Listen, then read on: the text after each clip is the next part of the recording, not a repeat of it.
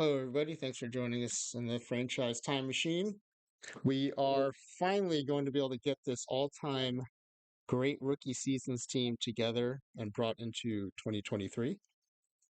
We've actually spent the last couple of streams working on trying to figure out how to get the right stats for a few of the Negro League players into 2023. The standard way we've been importing players using a text file, which I'll show you how to do, text file to do a mass import. First was not pulling in any of the Negro League players except those who had had some Major League service time. Then we realized that because the game came out before Major League Baseball and now made the final kind of merging of the Negro League and Major League Baseball statistics that was just announced last week, the Negro Leagues were not part of the Major League Baseball data set. So we had to make sure that the minor league data had been imported. But that still didn't solve the problem. We'll talk specifically about Josh Gibson, who had an amazing rookie season in 1933. Again, because of the sources, Baseball Reference says that was his rookie season. There's some data that says 1930 was actually his rookie season, but we're going to go with Baseball Reference across the board for consistency, and we'll show you what some of his stats look like. But here's the roster. You can see he had an amazing slash line that year of 395 average, 442 on base percentage, 744 slugging percentage for an 1186 OPS, and led the league in a bunch of categories. That's the season we wanted, but that wasn't unfortunately the profile we were getting during the import. But we've solved all that. So now we're going to do all the steps that we normally do to bring in a team from across baseball history into our sim year. And this, in this case, we'll be using 2023 as our sim year. So I think playing out the seasons is the fun part, but I also know a lot of people are curious to know how to do this, or maybe how to do it better if they've been doing it before. Maybe we can show you some slightly different ways to do it. For me, using the text file to do a mass import was a huge improvement, and I learned how to do that during the course of this. And so I want to make sure we share that information. And then before that, though, I kind of wanted to go over a few things. Um, go over some upcoming streams. I don't necessarily have a schedule yet. I have been streaming most nights around 10:30 p.m. Pacific time, but haven't been sure like which nights I'll be able to do it, which nights I won't be able to do it. So I can't necessarily give you specific dates, but the time will be around this time every night, and but I'll show you kind of some of the topics that I want to cover. So this stream we'll be doing our first all-time greats, first in the all-time great series. This is where we assemble. Oh, hey, NeL Network podcast. Thanks for joining us, and thanks for all your help over the past few days, few streams, putting this team together and getting us to where we can launch. So once you hit affiliate, yeah, you better have, yeah. Well, I wasn't really intending to try to hit affiliate. And I also know I guess there's Twitch affiliate and OOTP affiliate. But I'm all for anything that makes it easier to do this. So, if one or both makes it easier. Um, AZ Axel, first time in the chat. Hello, thanks for joining us. But yeah, so this is the all-time great rookie season sim. In the course of putting this together, we found a whole bunch of players that had amazing second-year seasons. So instead of a sophomore slump, we're going to call it the sophomore studs. And we are ready for the historical sim attempt. I know all the players we'll be able to bring them in. Most of them we'll be able to bring in just using the text file. There's only one we'll have to do manually using editor. I was going to do it offline just to kind of make this stream go a little smoother and faster. But then I realized there are people who might not actually know how to go in to use editor to create or change a player's profile. And it's just one player, so I thought I'd do it in the stream. So yeah, so instead of sophomore slumps, it'll be the sophomore studs, all-time greats, and we'll probably also bring them into 2023, depending on how this one goes. I didn't know if anyone would be interested in this, but I mentioned in a chat earlier today that at some point I was going to be doing a kind of a scan to see if I have a team called Low Diamond Phillips. It's not a theme team yet. I just like the name because every time anyone said Low Diamond on a stream, my brain would fill in Low Diamond Phillips for Lou Diamond Phillips. But then I started thinking like, okay, well, if I were to make it a theme team, what would that look like? And so some of the rules are anyone with the name Lou or Phillips. I didn't think Diamond would be relevant until Diamond Pipkins was released, so Diamond is now in the mix. Um, and oh, AZ Axel. Any surprises in those sophomore studs? I don't know if they'll. I mean, all of these are surprising to me because a lot of these players are great players. I had no idea how they started their careers, and so it was always interesting to dig into it. And then, I guess it's to be expected. Some of them had really awful rookie seasons and then had amazing second seasons, and so we wanted to capture that too. So I guess every one of them was a bit of a surprise. Um, but anyway, so anyone named Lou, Diamond, or Phillips, any card that's a low diamond, which is a lot, granted. Um, and then I like theme teams where you can always kind of be researching or adjusting your roster.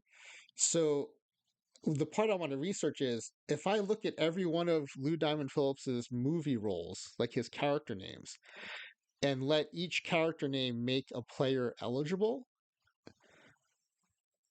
what would that look like? And so, one I was thinking of was in Young Guns, he played Chavez Chavez. So Eric Chavez. If we get an Eric Chavez card, that card would be eligible.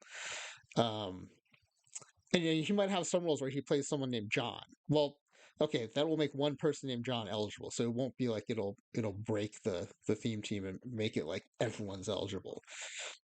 But I don't know what all his uh, character names are, but I thought it'd be interesting. And I was going to do it anyway, so I figured why not do it in a stream. And someone in the chat said, "Oh, I would watch that." Like that's all it took for me. If one person is interested, I'll do it. Rich, who's the Richie Valens? Yeah, some of these I just want to do a baseball reference search and see who pops. Um, And then want to continue the 1986 Mets series. This is where I'm sending the World Champion 86 Mets back to replace various terrible 1960s Mets teams. We've already done 62 through 68. So the next one up would be 69. Uh, I was wondering if, like, what's the point of replacing one World Series winning team with another? But I just still thought it'd be kind of neat to see what happens. Then the other thing I thought was maybe I'll do two Sims that night. In 1969. In the second one, I'll replace maybe the worst AL team that year with the 86 Mets, and hopefully the 86 and 69 Mets will meet in the World Series. Um, so I think that's how I'll run that one. And then I want to do a second revisionist history game. The last one we did was the first one we did was the 97 Mariners. And I have a bunch of where's the game night side? I have a bunch of different options for revisionist history. So these are the different things you can do to a team, um, and basically add different players according to different rules to make them better. And so with the 97 Mariners, we forced four trades. So we got Greg Maddux, Pedro Martinez, Billy Wagner, and Trevor Hoffman after identifying the biggest weaknesses on that Mariners team were in the pitching staff, the back end of the rotation, and the bullpen. So we took that 90-win team and won the World Series. So that was a lot of fun. So have to figure out which team to do and then which option we'll choose for the game. I've also talked to a few folks who are affiliates and or employees of OOTP who are willing to come on and play this game. So that'll be fun. We'll do that at some point down the road. We'll let them pick their team and the treatment they want to use, and then I'd be really curious to see why they picked that particular team in that year, but also how they thought through the different options and why they chose the option they did. Oh, good, AZX. I'm glad you think it'll be fun. I think all this stuff is interesting. I never know what other people will think. Like, oh, that's interesting, or you're a weirdo. But I think they're all interesting. But yeah, we know we have, for example, we have big Blue Jays and not just affiliates too, but also some of the people in the community who are pretty active in chat. Like that, we have lots of people who are big fans of teams. Would be curious to see what they would want to do. We're all weirdos here. That is true. We all have a similar kind of weirdness to us, I think. And then the last one on the list for now is I used to play this game in the base game called Raise the Roof, Raise the Floor, where I would let myself add 100 points to each player for either their worst or their best attribute in editor. In the new game, that would translate to 220 points. So you could do things like, I don't know if you guys all remember Bobby Witt Sr., like the dad of Bobby Witt Jr. He was a flamethrower, but he had no control. So you can actually raise his control to be reasonable. Or you can take someone like Ichiro, who's already like a BABIP king, and turn him into like a BABIP god and just add 220 points to his BABIP. Or you could add 220 points to Ricky Henderson's stealing. Um, so I thought that would be fun to do on the stream. That one in particular, I think it would show people how to use editor and what happens when you change things in there. So that's kind of what I was thinking about doing in the next few streams. Um, I'm always open to suggestions. So if you want to comment in Discord or, of course, in the chat, I'm all ears. Let's see. And then the other thing I want to do before we jump into the all-time great rookies team was a PTCS update. So I started this experiment where I was going to try to qualify all 6 of my teams in daily draft. And I wasn't able to do it, but I did get 9 qualifications from my 6 teams, so that was pretty fun. So most of you probably know for each license you buy, you can get 2 additional accounts.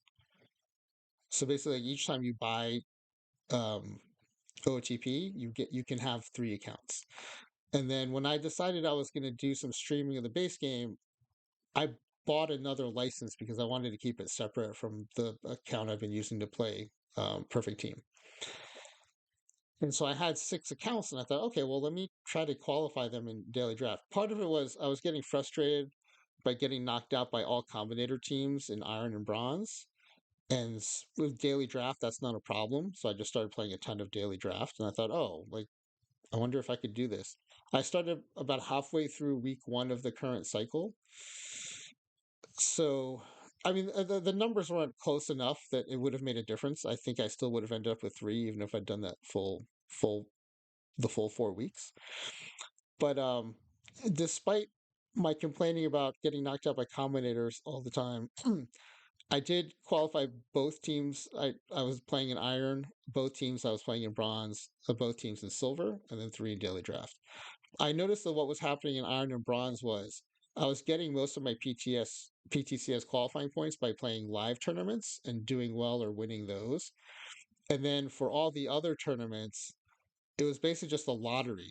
Or how lucky would my path through the tournament tree be, and how far could I go before I ran into an all combinator team? I mean, don't get me wrong, I got knocked out by non combinator teams too, but I never got past one of the 2 or 3 all combinator teams. Like that was so it was really like how far could I go while avoiding them?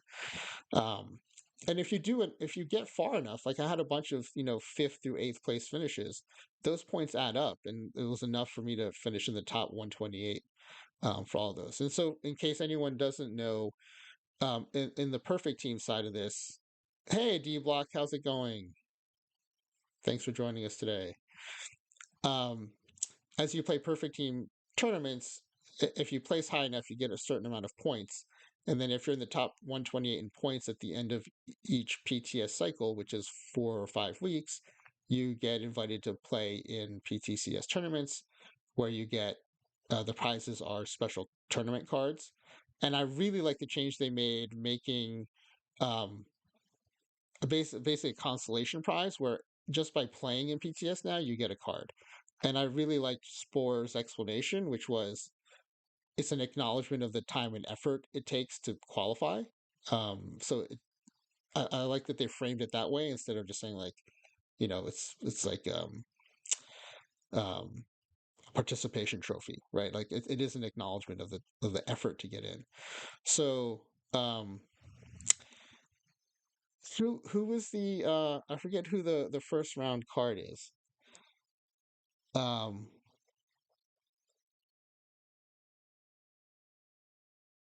anyway, I want to have 9 of that card at least, so that's good.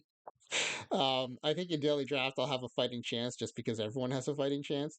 But in the other 6, I'm just assuming there'll be lots of common errors in play, and so I'm not going to make it very far. But still, it's always fun to make the rosters for it and to do the drafting. And I always wait until after the new cards come out on Thursday to do the draft, just in case I get lucky and get one of those. So I'm looking forward to doing those drafts sometime tomorrow or Friday. All right. So with that said, let us get ready to bring these folks into 2023. So I've got the base game fired up here. So let's switch to that.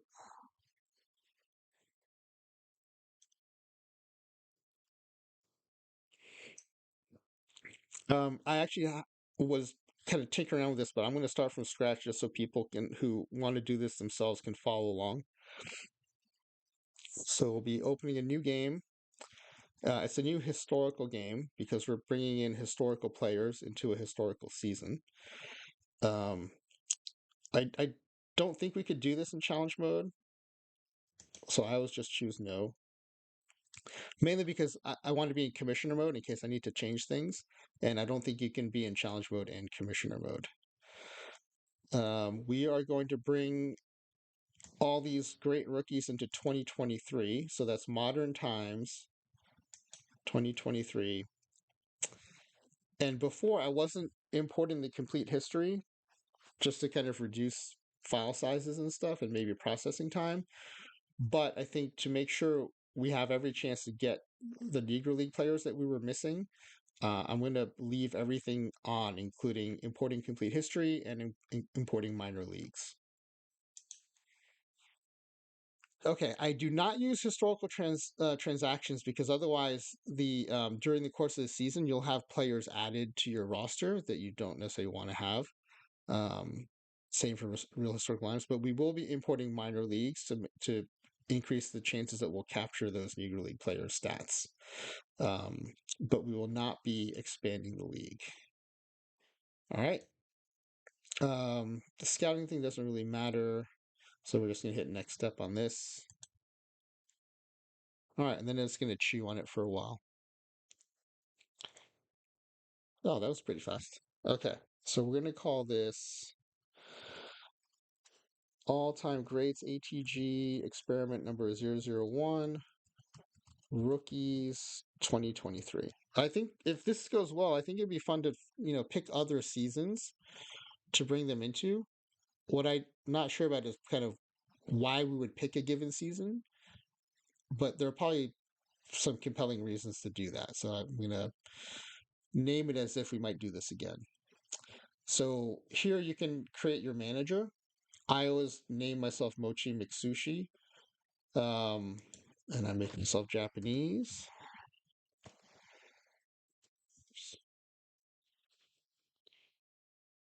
That's my J. Oh, there we go. Okay. It always fills in a birth date, like a default date based on the year you're playing. Um, I think it usually tends to make you like in the mid 40s age wise. I just leave the date, whatever they give me. And I'm going to go in commissioner mode and cannot be fired just so that I can make changes during the course of the game.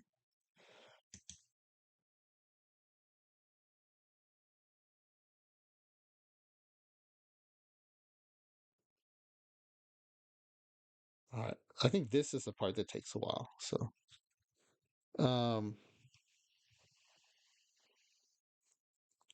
yeah, Turning Japanese by the Vapors, D Block.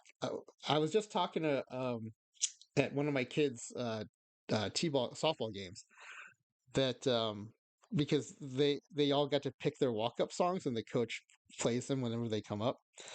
And when I played in high school, we would always talk about like what walk-up song would you choose? And I always thought, oh, I would probably choose Turning Japanese by the Vapors. And then one time we talked about what's the worst walk-up song you could think of. It was always like a bunch of ballads and things that would just kind of deflate the energy of the stadium. What about your D Block? Do you have a walk-up song you'd use? Do you ever think about that? Didn't tell me what you said. Is that for a bad theme, a bad walk-up song, or your walk-up song?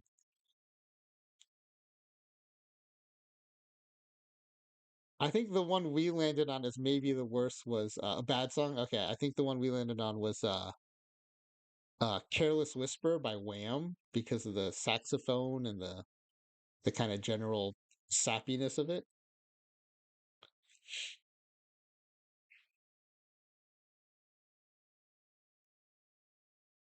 So here, oh, and then Nolan thinks that would be amazing to walk up to. Yeah, I can see that too. D Block says, I actually had one when I was throwing a penalty in team handball. Thunderstruck. Yeah, that's a good one. That would be a legit good theme song. Okay, so here we are. And I think Nolan, it was your genius suggestion, right, that we replace the Oakland Athletics. So we're gonna be doing that again.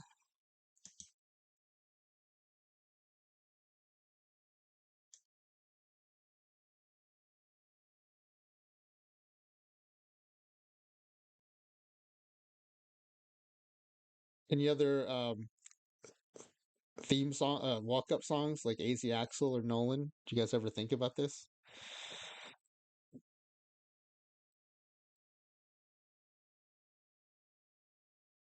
Because your last name is Kamla is phonetically very close to thunder. Nolan weighing in with, as for a quality walk-up song, I'm doing Achilles' Last Stand. Yeah, that is a good riff. In German. Maybe you could say it for us the next time I watch you stream D Block so I can hear it.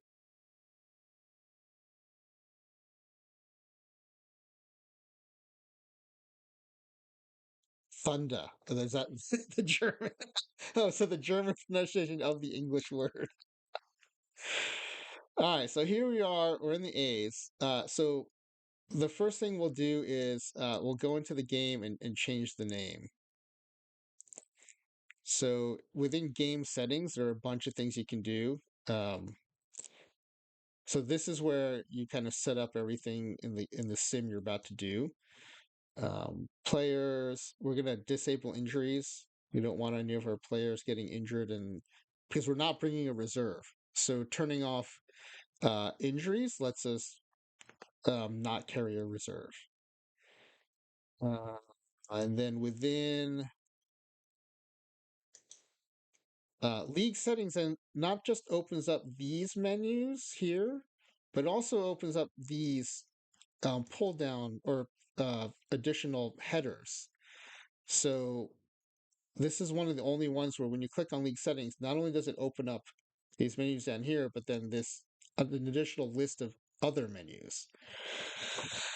So a lot of times when I first started playing base game over a decade ago, this is where I would always get lost. Like it would be in one of these sub menus, and I'd be looking for it down here. And then so one of the things here is within historical.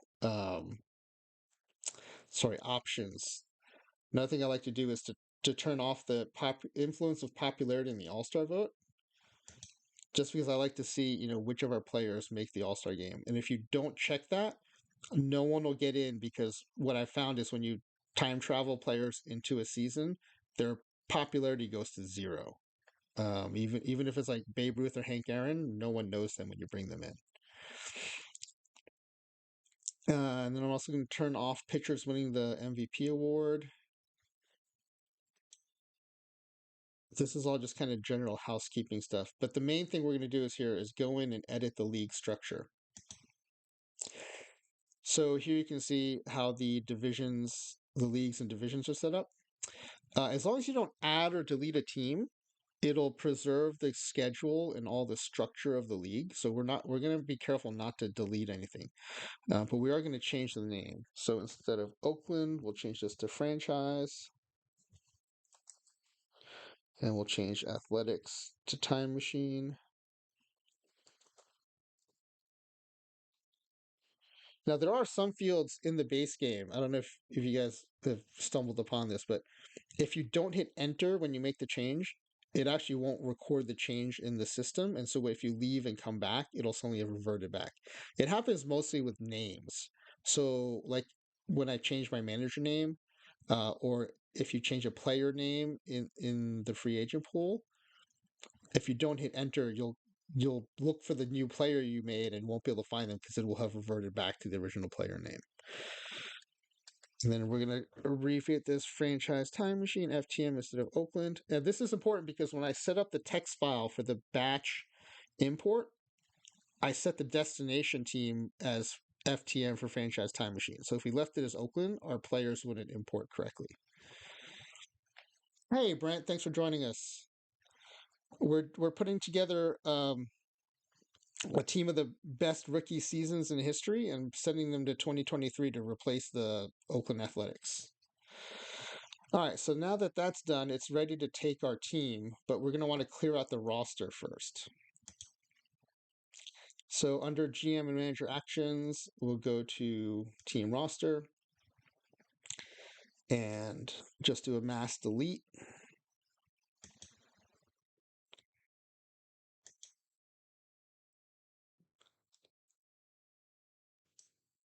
All right, so now that vessel is ready for our new players. And then the other thing I want to do is I wanted to change the logo. Oh, wait, here's the checklist I used to make sure I got everything. So we we did turn historical transactions off. I think it was actually off by default. Injuries are off, all-star popularity influence off. And then a couple of housekeeping things in manager settings. Do not disturb will prevent the sim from stopping probably almost every day with trade requests and stuff. And then in the mailbox, just so it doesn't fill up too much, we're going to block everything except major awards, because we do want to see the All-Star voting and we want to see the end of season awards, just because I track those things when I do sims. And then here's how we're going to do the import. I can post this on my Discord too, in case someone wants to do a sim like this. It's just a few steps, but I found it handy to make a checklist. I kept referencing it for the first few times I did it until I kind of had it memorized. But I thought it'd be helpful for newer players or players new to the base game. All right, so with that how to import in mind, we will go ahead and do the import. Oh, sorry, but first I wanted to change our logo. So if you've never done this before, it's actually pretty cool. You go to modify colors and uniforms under your team. And then you see here the team logo. If you've made your own custom logo, you can just go to select. And then here's the file path to where you want to put your logo in advance. So program files, Steam apps, common, the Park Baseball 25 data, logos, nicknames. I always have to open the game and look at this because this file path is completely unintuitive. But within here, I have saved a file in my version of the game called Franchise Time Machine. So we will grab that and load it in. And so there you see it's pull that in. And then, you can do other things too. You can change the ball cap design, like what colors you're using. You can change your jersey, colors, stripes. Um, Here, like I'll show you how the jerseys can change. Right, there's some pinstripes. Um, Here's the vest, and then the pants. Same thing. You can change the striping and stuff.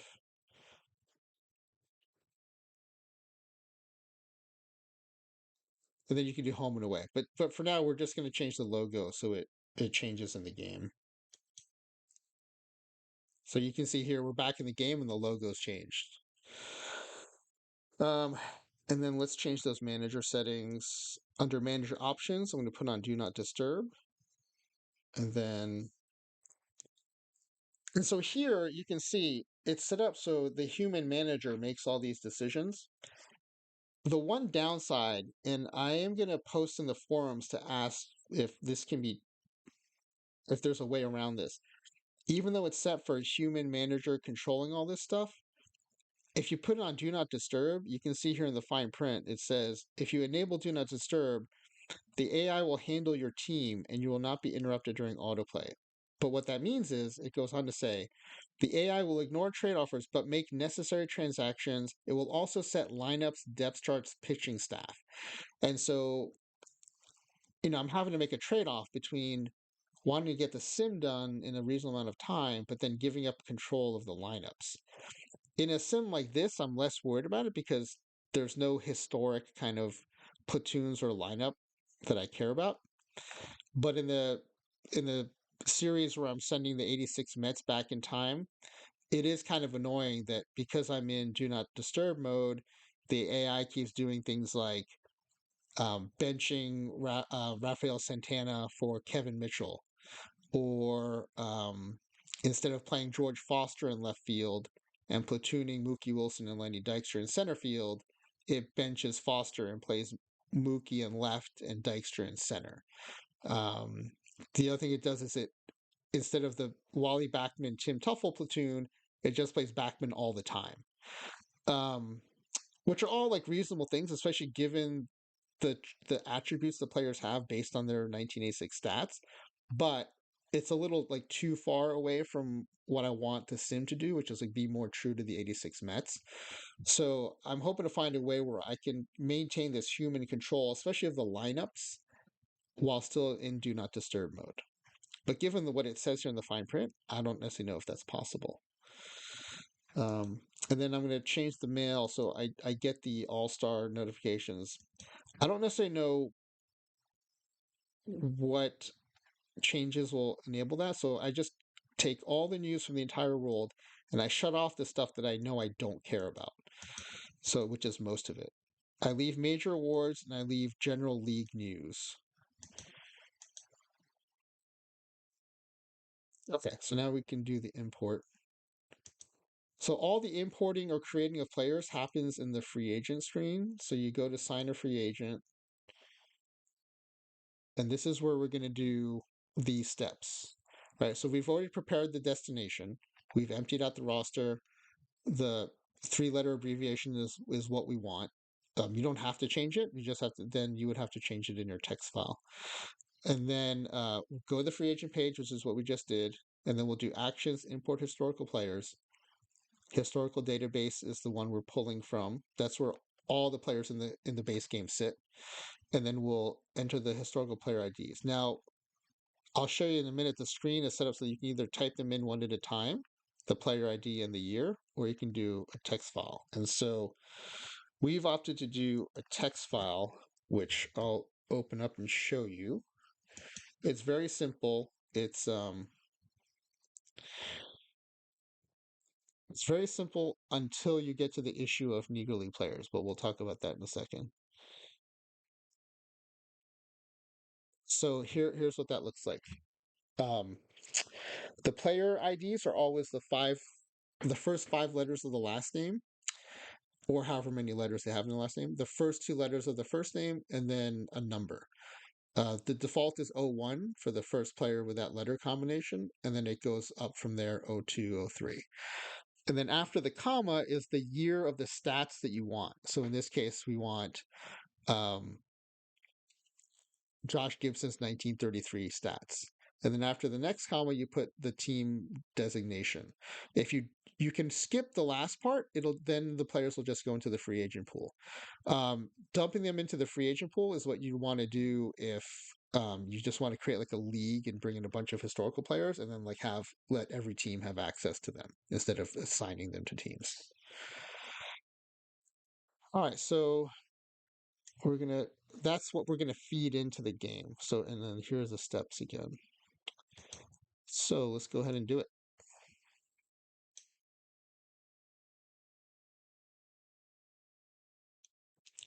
All right, so actions, import historical players. Here's where we choose the database, historical database ODB. And then in this screen, you can use the top part if you just want to type in players one by one.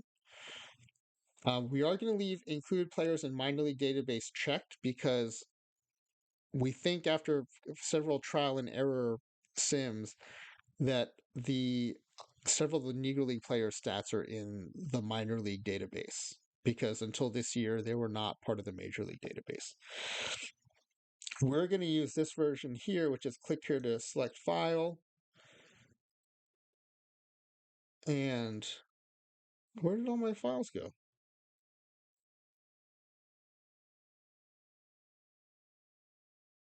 Huh. Hold on. Well, I think I could just do a save as. So let me just save as. Yeah, I haven't changed the folder though, but I wonder if because it's a temp folder, it maybe it maybe it expired.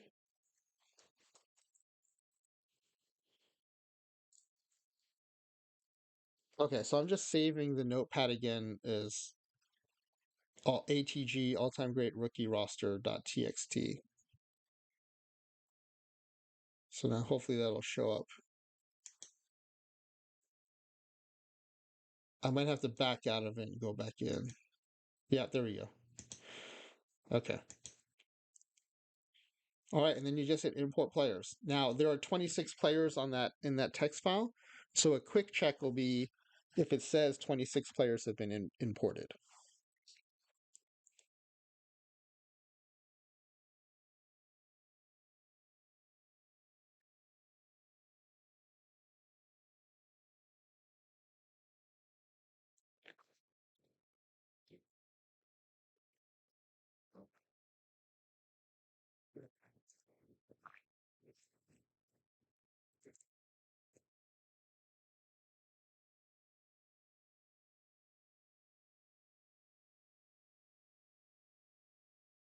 All right, Brad, have a good night. Thanks for joining us. Appreciate you popping in even for a little while. It's good seeing you.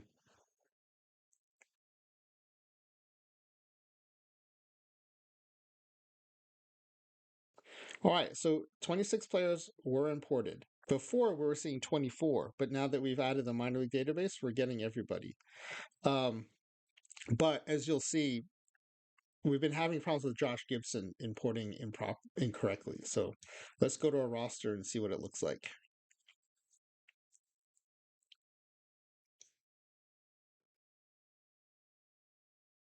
All right, so you can even just tell from the overall potential ratings that everyone looks pretty good here. You have to remember they are rookie seasons, so some of them are going to be a little underpowered. But I mean, we're going to have to check on this Jackie, but also this Josh Gibson is a big problem. So if you look at this is not an 1186 OPS rating block here. All right, and so I post on the forums, and I got a response back from Matt, who's one of the devs at OOTP. So this is from the source, and he says the way, like, there's no way to import the good Josh Gibson, and so we'll have to go in and use the editor. And it's a little frustrating because in the course of doing this, we went into the 1933 season looking, because just like in the 2023 game, right? If you go to MLB, and if you don't know this, this is pretty fun. You can actually like, oh wait, why is it not? Why is it doing this? Usually, when you go here, there's a whole bunch of other leagues. Wait, did I not activate minor leagues? I thought I did. Okay, because usually there's all the minor leagues are here too, so you can go in and look at every minor league and every team. I'm pretty sure I selected minor leagues. Yeah, I did. I know I did. Okay. Anyway, we went into the 1933 season, looked under here, and we did find the Negro Leagues. And so we went in the Negro Leagues and we did find the Pittsburgh Crawfords. And we went into the Pittsburgh Crawfords and we did find the good Josh Gibson. And I'll show you what that looked like side by side with this Josh Gibson. Right? So the one on the left is the one we imported into this game from 1933, supposedly. The one on the right is when you go into the 1933 season and look up the Crawfords, that's what you get. That is an 1186 OPS card. So that's what we wanted. But for some reason, and I didn't press Matt on it because at least he gave me a definitive answer so I could stop trying to import it. Um, I don't know why it's not capable of importing this version on the right. And it might have something to do with Major League Baseball Player Association. I'm hoping that with the major leagues officially absorbing and acknowledging the Negro League stats, that this won't be a problem in OOTP 26. But for now, his guidance was you're going to have to go into editor, which is fine because it's another thing, we can show people how to do. Um, but it's kind of a bummer that we can't just bring him in. So now I'm wondering, because we weren't able to pull up the minor leagues, if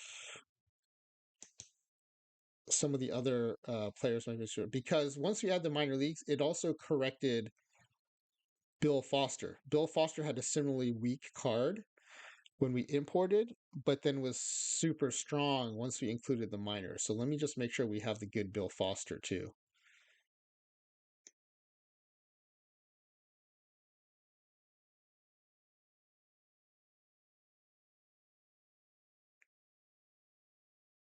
Okay, we did get the good Bill Foster at least. You see this profile, it was much like the weak Josh Gibson when we first pulled it. And then the other thing I want to check is this Jackie. I'm a little concerned that Jackie's only got 1 star. Okay, I did screenshot his profile too, so I guess we'll have to enter 2 players, which isn't terrible. And then I guess this satchel, I mean, this might also be a problem.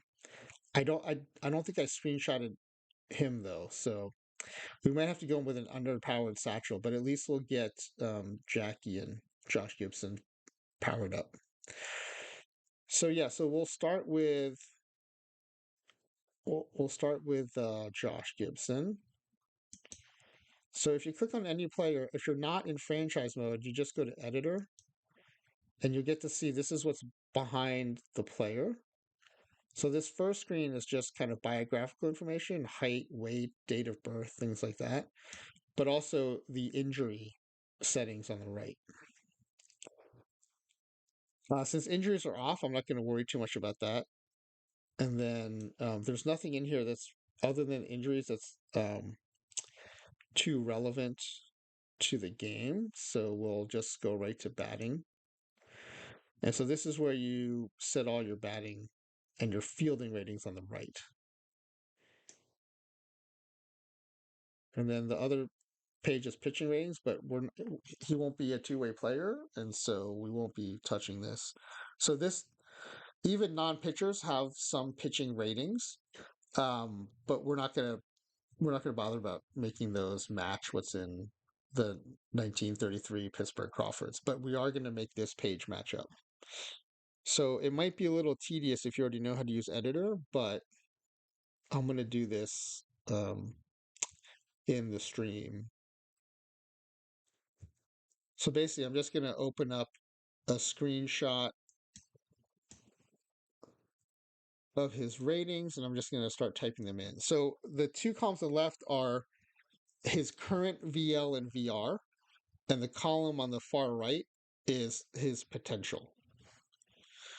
So 428, you can see how different the numbers were from what imported. 427 with a potential 471. And you have to keep in mind the max number now is 550. So even as a rookie, he is really pretty close to the max. Oh, wait, sorry. I was, hold on. I had to scroll to do the screenshot. So I think I'm looking at the one that's the bottom half of the screen. So hold on. Let me find the right one.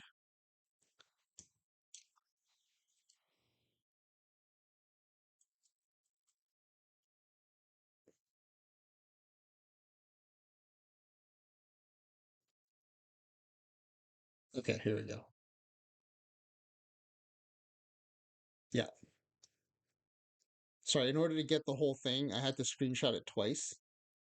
And in getting the whole thing, it cut off BABIP. So his BABIP is actually even higher. So 550 is the max. His BABIP versus lefties is 512, and his BABIP versus righties is 511. His potential is 559. Now, I thought the max was 550, but in the base game before was 250. I know they said you can go above 250, so I guess you can still go above 550 too. Avoid K is 426, which is hugely impressive for a power hitter. And you can see the row below, it's calculating the contact number, right? It's looking, it says contact is some sort of formula that takes into account avoid K and BABIP. And so you probably saw this contact number changing as I entered it in.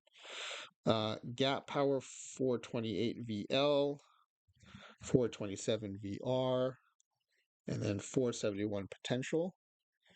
And then power 491 VL, 490 VR, 526 potential. I/patience 393, 392. Oh, I missed a 393. And then 404. Now, what's really cool is if you look at this middle section here, it was updating in real time the stats that would come from this profile, not the potential, but the actual VLV right. And so with those numbers, in a modern neutral major league environment, this batter would hit 362 with a 419 on base percentage, 676 slugging, and a 1095 OPS, which is not far off from his actual 1186 OPS from 1933. His hit by pitch rating was still left at 6, and then he did have a triple ratio of 0.136. Now, triple ratio, you can either enter in a triple ratio, so this is like with the frequency with which you would hit triples. If you leave it blank, it'll just use speed to figure out how many triples you would hit. Okay, and then ground ball tendency normal, fly ball tendency is normal. This is whether you pull or spray, and normal is kind of neutral. Running speed 131, stealing aggressiveness 85, stealing ability 179, Oops. It went that went all the way over to infield range. Sorry. Let's go down here. Stealing ability 179. Now I have to switch screenshots to get the bottom half of this.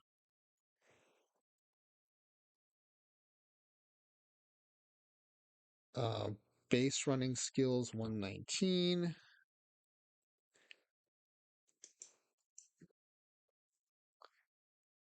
The all important bunting 81.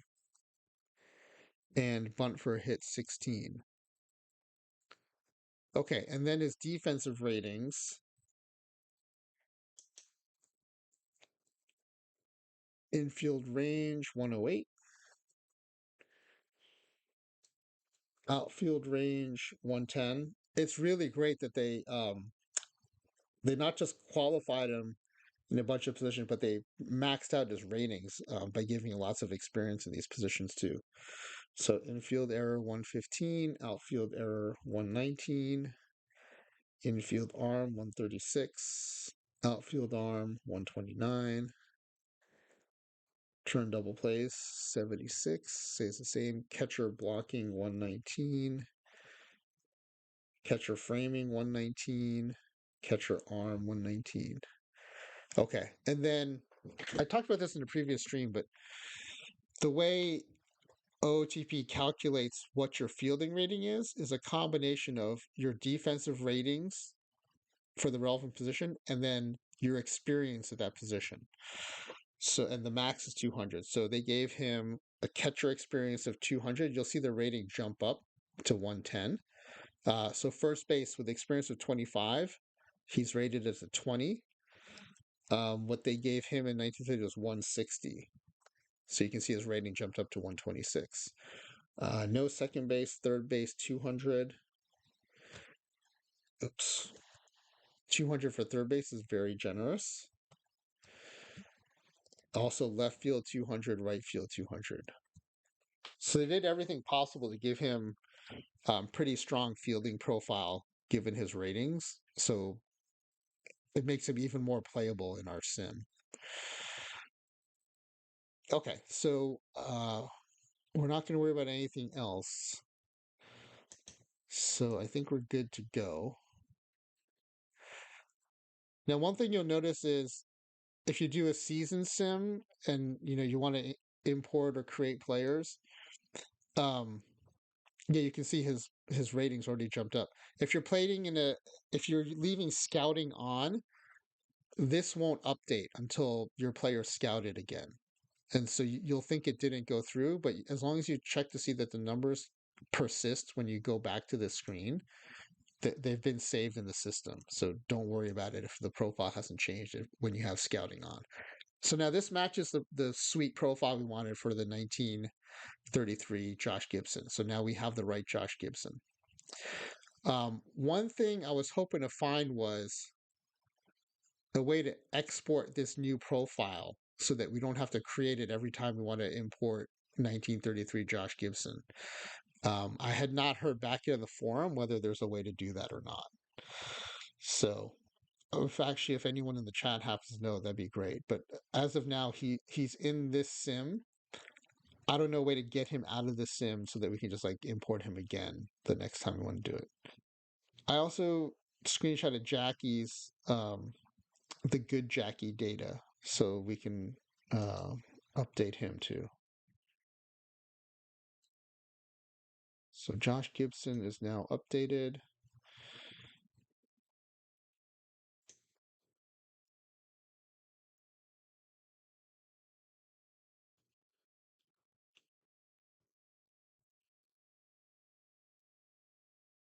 Sorry, I should have just menued back to this, but and let's look at this suspiciously weak Jackie.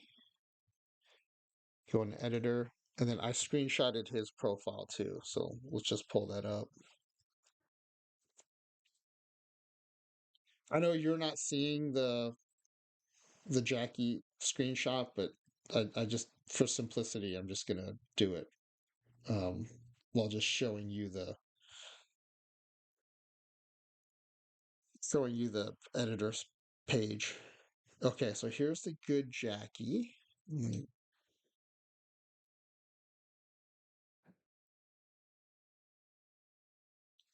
So this is 1945 Kansas City Monarchs Jackie Robinson.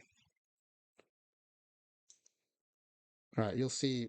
I mean, look at this terrible avoid case. Like right off the bat, that's going to change quite a bit. But even his BABIP, 122 is what it imported. Um, the 1945 season, he had a 498 BABIP VL, 495 VR, 472 potential. And this is something I see a lot where some of the ratings will actually be higher than the potential number. You would think potential would be the max, but um, there must be game and gameplay reasons for that, I'm assuming. Okay, and you can see his control contact number changing as we go, right? So now his contact numbers are in the 400s. Um, gap too is about half of what we'd be looking at. So 471, 431. The potential still the same. Power 416, 414. And his power, you might think that's pretty high, but it's because he led the league in home runs that year. And so the way they do the batting profiles is um, even if you only hit, let's say, 15 home runs, if you led the league, you're going to get a number close to four or 500 by virtue of being the best power hitter of your era. Um, and I think that's been supported by when Sporer talks about how he does some of the ratings for some of these cards from like dead ball era. Like that's how he talks about it, is like what was the power relative to the rest of the league. Okay, so I am Patience 375 VL 402 VR, and the potential stays the same. The potential being the same actually gives me a lot of faith now that there's some fidelity to this profile, because the potential was the same from the weak Jackie that was imported and the good Jackie that we found in 1945. Okay, good. I think the reason I don't have screenshots of a good satchel is because I think we couldn't find him in the year we're looking for. Um, all right, so we're good here. Oh, his fielding. Oh, wait, his other hitting attributes. I need a different screenshot for this one again because I had to scroll down. All right, so here's that one.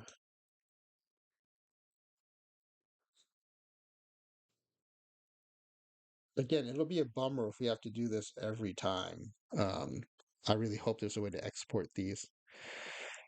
Okay, normal ground ball tendency, spray hitter fly ball tendency, that's the same.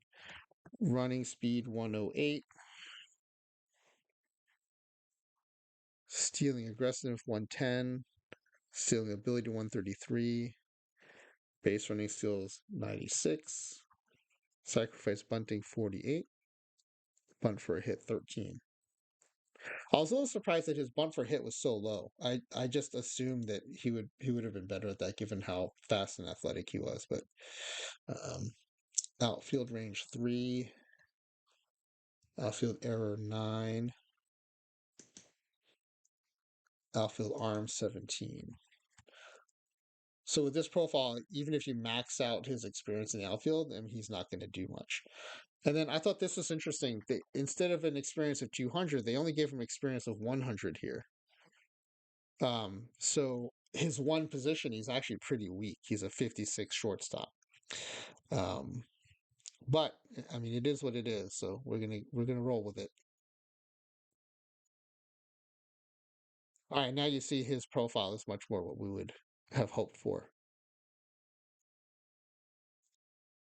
All right. I'm a little bummed about the Satchel. If we do another sim of this, I'll probably replace Satchel with another player. Um, ideally, maybe another Negro League player, and also ideally a lefty, because we have only 3 lefties on the pitching staff. So if we're gonna have to lose Satchel Paige, one good thing that might come out of it is we'll replace him with a left-hander. When we were just gauging and measuring the best rookie seasons, we didn't really look at left-right mix. We just looked at pitchers and pitching seasons. Okay, so this is our roster. Let's go ahead and let the AI fill in the rotation of the last, and then we'll do a save so that we don't lose all the work we did on creating Jackie and Josh. Okay, so we're just going to let the bench coach decide what the rotation looks like. So our starters are going to be Dwight Gooden, Russ Ford, Christy Mathewson, Fernando Valenzuela, and Hideo Nomo. The closers, Devin Williams, who had a crazy .33 ERA and .630 WHIP his rookie season. Jose Fernandez is setup. Shohei and Bill Foster as the middle relievers. Satchel and Mark Fidrich as the long relievers, and Dave Righetti as the left-handed specialist. All right, and then from the lineup side,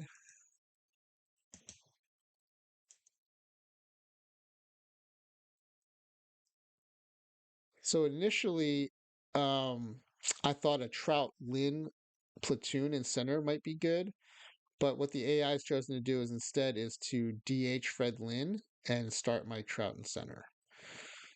And then versus lefties, Aaron Judge is the DH. So the good thing is at least the AI is playing a few more players by having uh, a platoon at DH. So Fred Lynn versus righties and Aaron Judge versus righties. Um, I'm still bummed that the AI does not start Ichiro in all the test runs we did. Um, but these lineups look pretty good, so I'm pretty happy with how this is turning out. Okay, so let me just look what the depth chart looks like. See where the AI is assigning people. The other thing is I want to make sure we have enough coverage here. Um, I think the reason Jackie is not starting is because his defense is so weak, which is a bummer. Um, he was one of my like must adds. I wasn't going to do this sim without having a rookie Jackie Robinson in here, but with that weak defense, it looks like he's not even on the depth chart. Um, wait a second, is he even on the roster? What happened here?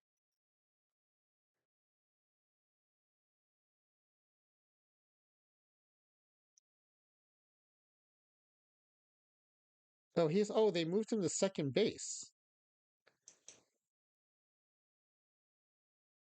Are we going to train him up during the season? I totally missed that. They moved him to second base.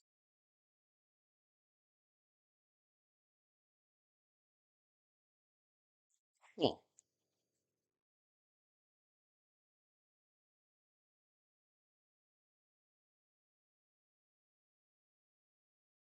oh, interesting.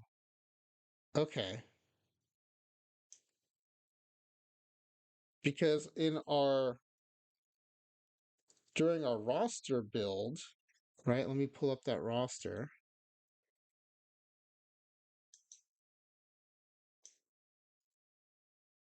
We had Rogers Hornsby as our second baseman, and our BREF check did show he played second base that year. But within the game,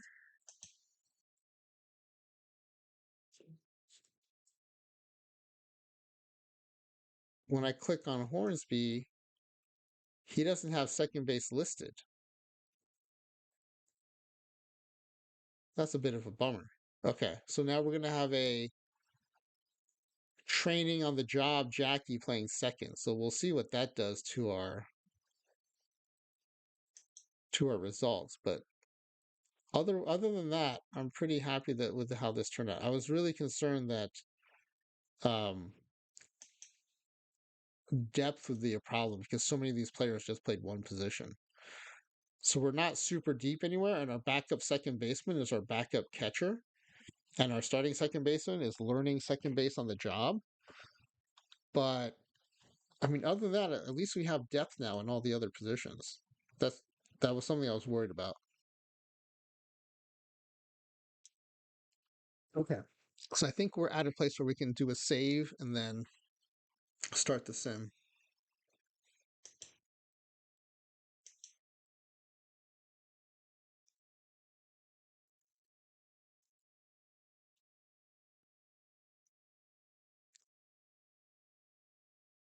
All right. Save this.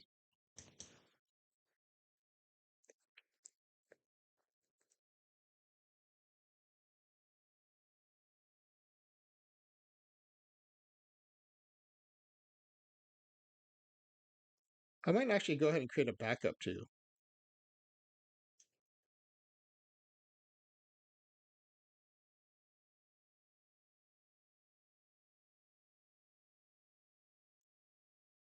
One reason is when we get to the end of the season, it will auto save, and so it'll save over our starting point. And I want to be able to come back to this starting point if we want to. All right, I think we're ready to go. So let's go to the standing screen. Oh, yeah, one thing I wanted to try out was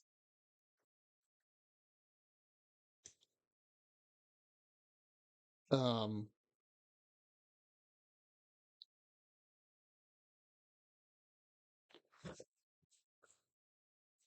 I want to just play one game and then do the highlights,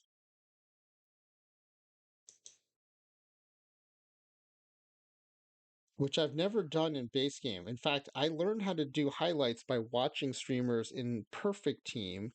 So I know how to do that. You go to this little settings thing and you check hide scores, but now I don't see hide scores here. So I'm wondering how do I do that in the base game?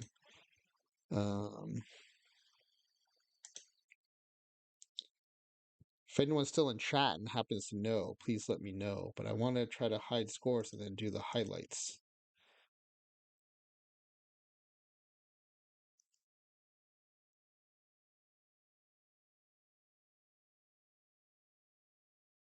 Hmm.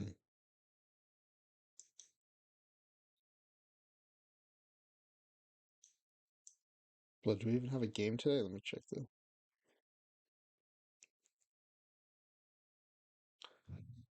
Oh, so we would just play the game D block instead of watching highlights. We would just play. Oh, right, right, and then you would skip. Oh, okay, yeah. Now I remember. Okay, you're right. You're right. That totally makes sense. Yeah. So what we'll do is we'll just play instead of simming the game. We'll play the game. So there's no game today. We'll finish today. Oh, you know what? I forgot that the game does all this start of the season stuff. So I'm gonna do another save and then do another backup after this, because that way we don't. If we do rerun this season, I don't want to have to sit through this part again. So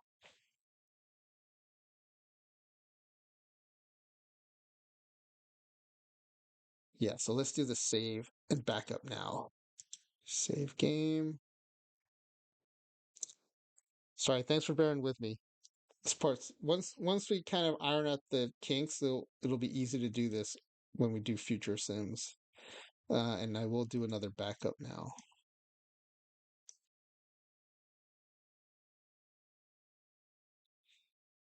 Thank you. That's how it works in the base game.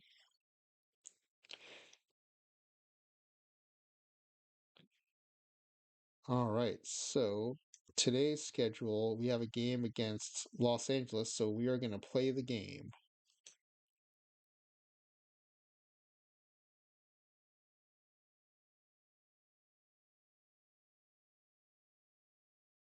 Wow, look at that.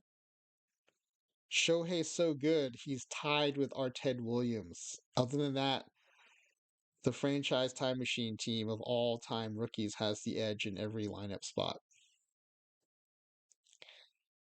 All right, let's start the game. Oh, I've never done the camera settings. I wonder if I should change any of these. Do you guys have preferred camera settings for watching games? Initial camera view wide, pitch camera view wide, action camera view wide, allow dynamic action camera, yes. I should have paid better attention when Dr. Dynastic was going over this.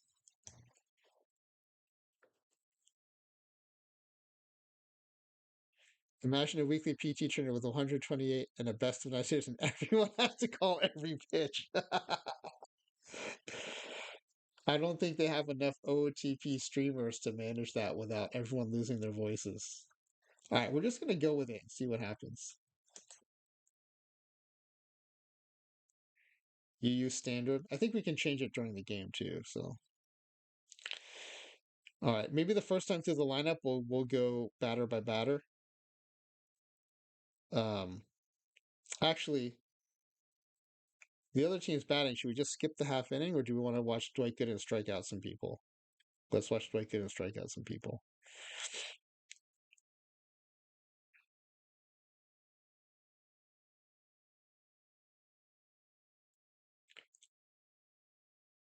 And I jinxed it. I jinxed it. They walked him. Oh, we are going to get to see a Mike Trout versus Mike Trout. There's a Mike Trout on both teams here. I forgot about that. So he did ring him up that time. And we'll have an Otani versus Otani too. All right, lazy fly ball to center. 2 outs for Brandon Drury. And another strikeout. So 2 strikeouts and a walk. Not a bad first inning for Gooden. All right, here we go. Here's our Mike Trout, the rookie Mike Trout.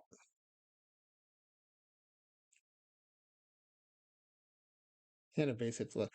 This rookie Mike Trout had the best mix, I think, of speed and power of all the rookies we looked at. Oh, I guess so. D block, I'm gonna have to manage then, right? Like if I want to run and stuff, it's because it's not just simming. Yeah, Nolan, we got some gameplay. I so in addition to manually entering in Josh Gibson, we also have to manually enter in Jackie's 45 stats, but that's all done. It's we saved and backed up the start of the season, so we can always come back to this if we want to. So we're just gonna play through the first inning, and then we'll just sim inning by inning. And this is the only game we'll do this for, and then we'll just speed sim the season. I just want to kind of see these players play. Um, like you gotta love seeing Ted Williams come to bat with Mike Trout on first base. Ooh, that's a hard hit ball to right field. And it's gone.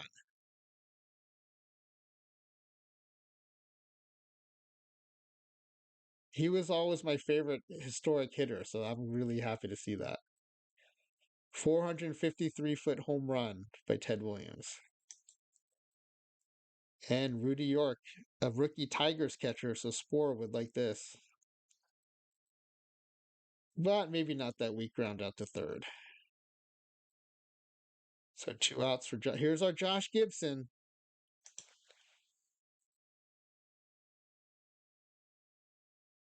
Ground it to short. Well, he can't hit a home run every at bat, even with an 1186 OPS.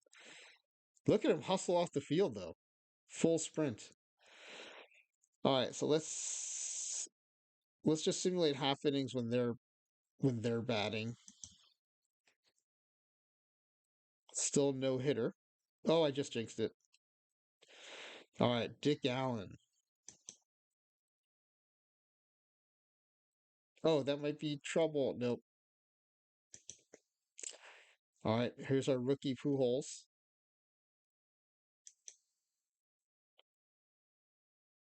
I want to see Otani bat against Otani.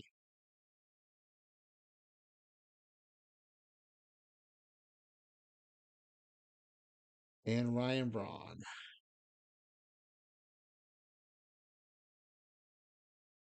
That's going to drop in right field. All right, Nomar. Let's do it for Georgia Tech.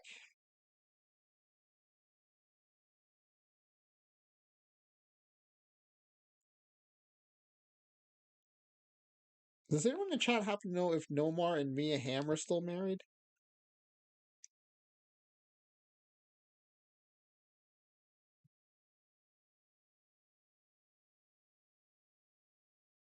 Not to jinx him, but I kind of want to watch Gooden pitch now that I realize he has not given up a hit, and I jinxed it. Even in OOTP, even with a non-affiliate streamer, there is an announcer's curse, I guess. D Block says yes, they are still married. That relationship has had legs. It's a long time they've been married. All right, we're just gonna skip the half inning now. All right, Trout against Otani, just like in the World Baseball Series or World Baseball Classic.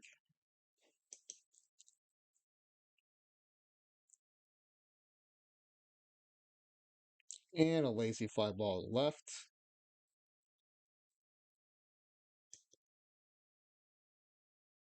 All right, here's Rogers Hornsby.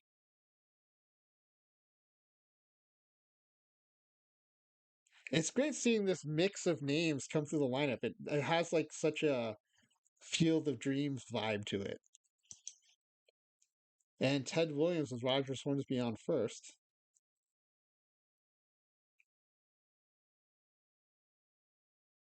Mhm. And Rudy York again. Ooh, snap through to first. Oh, did he get him? Wow. All right. I'm just going to skip the half inning here.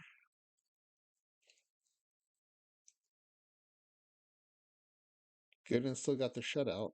Rudy York walks, sets up Josh Gibson. That's a nice base hit to center. Okay, first and third for Dick Allen. Ooh, that's gone. That's a no doubter there.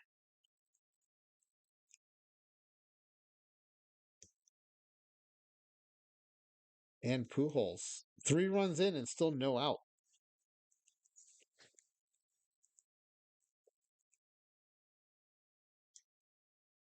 This bodes pretty well for the rest of the season, I would say.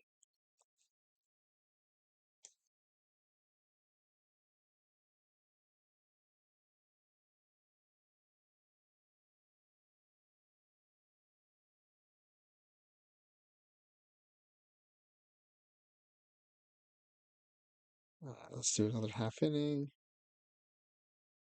Okay, Angels are bringing in a relief pitcher. So we've chased Otani after 4.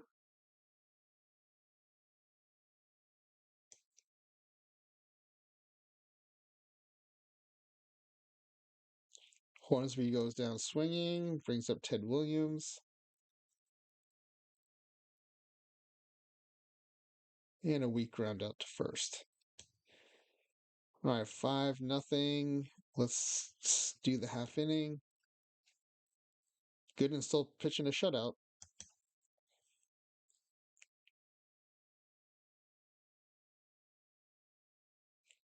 Wow, D Block. I also did not know that Nomar had a brother that was drafted. Wow. What's his name? And I'm assuming he didn't go to Georgia Tech because if he had, I think I would have heard.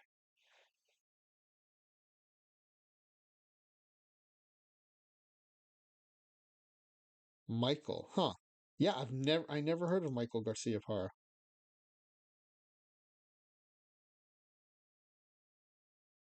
Oh yeah, so that reminds me. Um, I was thinking about doing a father-son team if I could find enough catchers and second basemen. So Biggio's the only one I know in a father-son MLB duo that played catcher. But I think I think I can find 13 father-son, especially with like the surge of fathers of kids of major leaguers that's coming through now. I think it's possible. Anyway, how cool would it be for like all these sons to play with their fathers in their prime? I thought that would be a good one to do in the time machine. All right. Come on, Josh Gibson. There we go. Base hit the left field.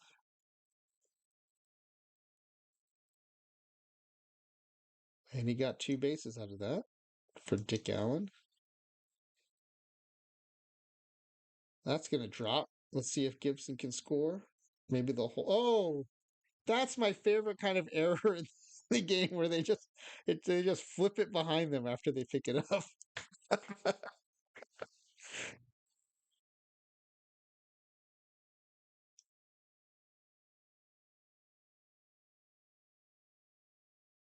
Oh yeah, you're right. So yeah, with the Bijou, I didn't Bijou also switch to second base eventually. The senior. Yeah, both Griffey's. Yeah, I think there's enough to have a roster. He played everything. Yeah, Yogi and Dale. Um, the Bonds. Oh, you mentioned the Bonds, Nolan. Yeah,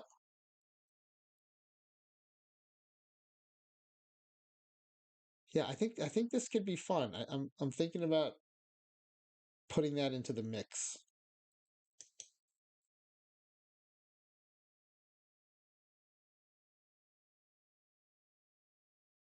Do we want to try?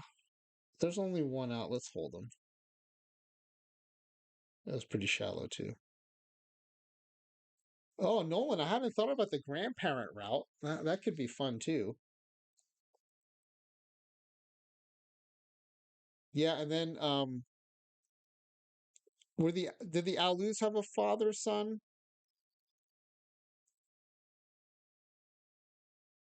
Yeah, Nolan with the Alus too. Yeah. They would actually throw off the ratio though, right? Because I was thinking 13 pairs adds up to a 26 man roster, but yeah, I think this has legs. I think this can be a thing. And I can do it as a Father's Day stream.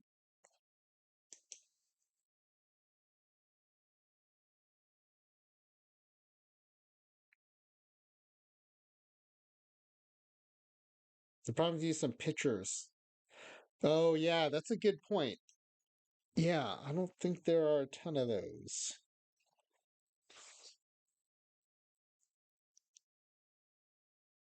All right, so Nomar's up with Pujols on first and two outs in the bottom of the sixth. And he strikes out. All right, let's do another half inning. Oh, Gideon's still chugging along. Two hits, no runs.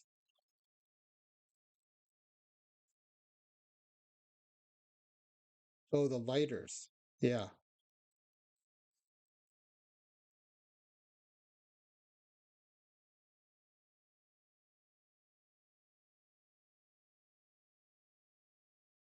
You guys are right, though. Pitching is going to be the bottleneck.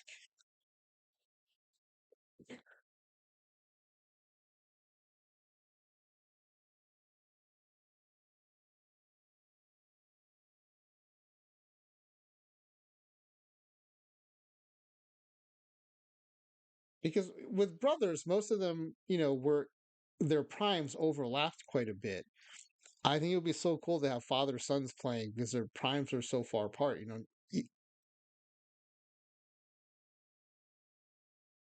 Oh, Quantrill and Mel Queen. Oh, I didn't realize that. D Block. Those are good calls.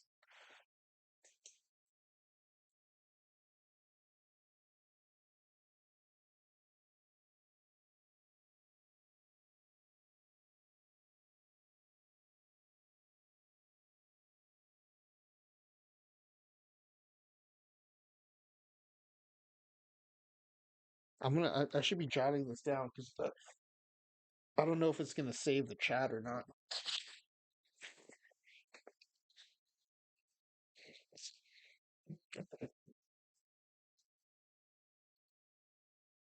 Oh, the Stottlemyers. Yeah, good call. Hold on, let me open up a notepad here, and these are such good calls.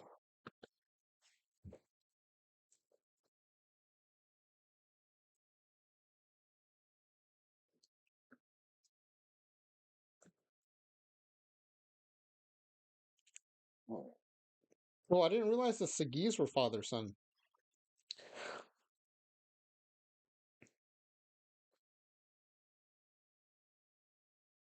Sorry about the pause in the sim. I'm actually just typing in some of these suggestions from the chat.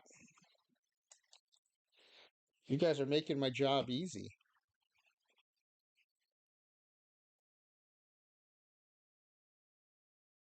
Oh, the Hunleys. I'm sorry, I'm scrolling up, catching up, and D Block called out the Hunleys. Yeah, lose. Did um did Ripken Senior play in the majors?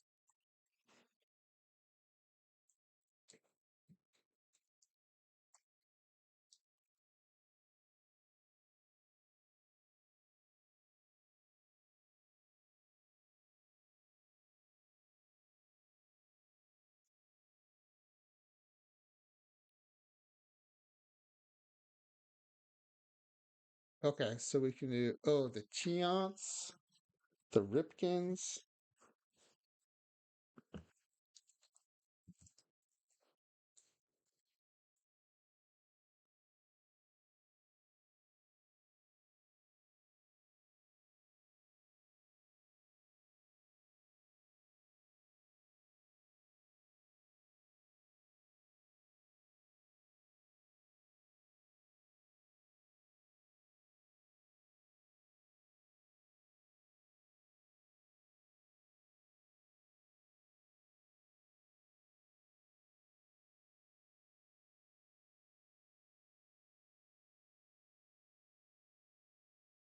Oh, Senior never made it to the majors. Okay.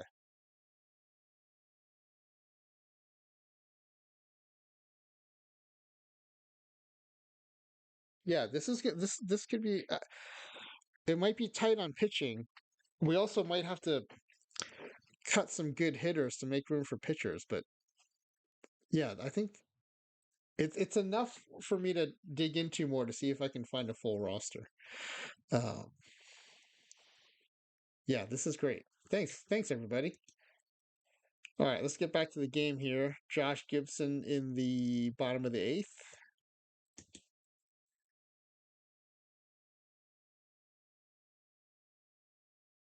Oh, I think he got it. Trout. Oh, I would love to see Trout rob Trout.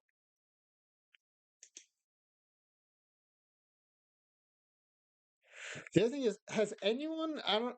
I've never seen it, so I'm kind of assuming it's not in the game engine. But um, I don't suppose anyone's seen anyone rob a home run in this game.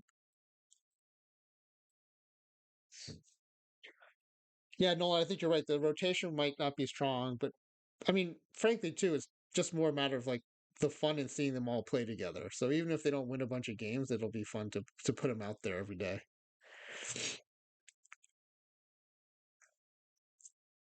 I think robbing home runs would be great. Add a little value to like having a Tory Hunter card.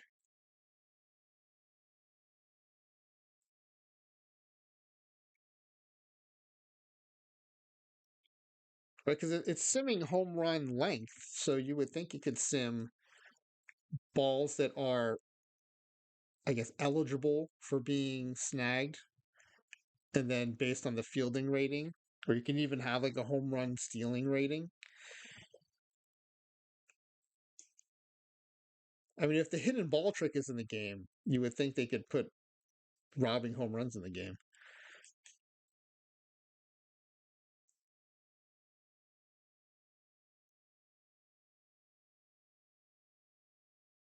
All right, hopefully the last at bats for the Angels. I'm gonna play through this inning to see if Gooden can hold on to the shutout. He's at how many pitches? 170 pitches and exhausted, and I jinxed him. Gave up a home run. They can't even put a card shop search for home runs allowed in the game. You have been banging the drum on that home run allowed search a lot lately. But I agree with you. I don't understand why, of all the fields, that one's not in there. All right. Yeah, let's just play it out. He lost a shutout, but oh, I forgot. I'm supposed to relieve him. I didn't have anyone up in the pen. It's a little late now to warm anyone up, I guess, but uh even though it's a blowout, let's warm up Devin Williams. I forgot I was managing. I was just watching the game like it's a sim. All right. Well, he didn't get the shutout, but he went the distance. 1 run on 4 hits. How many strikeouts? 15 strikeouts in the season opener. Wow.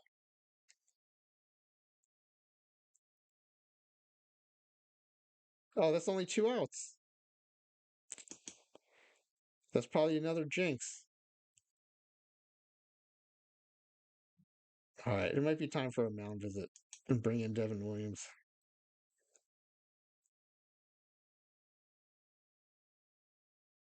If he's not warm, the mound visit should warm him up. Okay, let's do a mound visit. And he's ready. Let's change pitchers.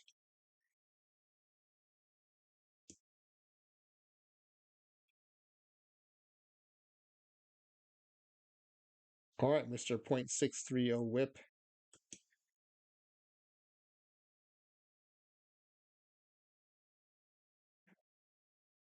Right back to the mound. And we got the Rocket Game achievement, striking out 15 batters.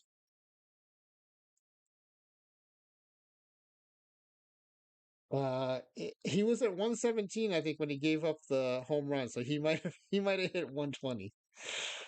Yeah, I fell asleep at the wheel there. I forgot I was managing and not just watching a sim. Sorry, Doc. All right, game one's in the books. We'll speed sim the rest of the season, but I just wanted to see this first game. Who was the player of the game? Maybe Dick Allen? Maybe Gooden? It is Dick Allen. How many total bases did he get? 6. All right.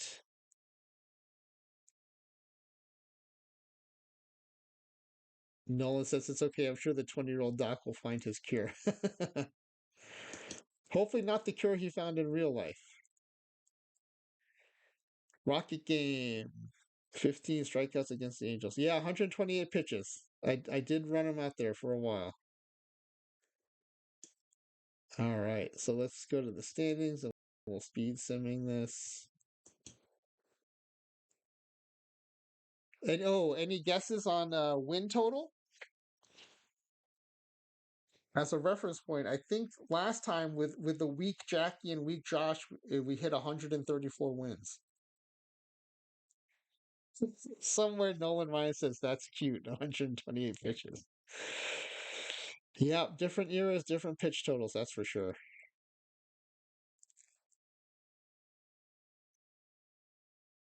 129 wins from Gumbercules. Welcome, Gumbercules. I didn't realize you had come in. Good seeing you. If you go to MLB score screen, you can activate hide scores, then quick play the game, and then just watch the highlight. Oh, awesome. Okay. Oh, yeah. Okay. I knew I had seen it somewhere. Thank you.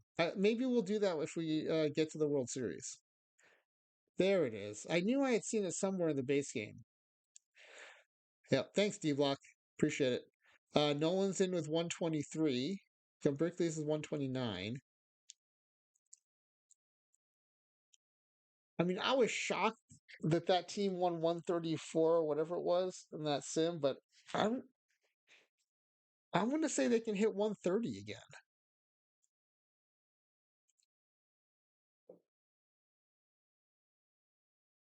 All right, let's go to standings. Let's run a month.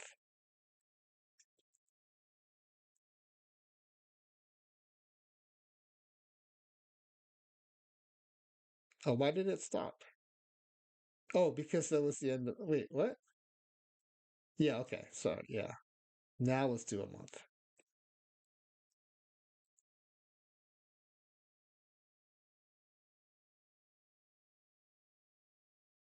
Ooh, 19 and 2, 21 and 2, 24 and 3.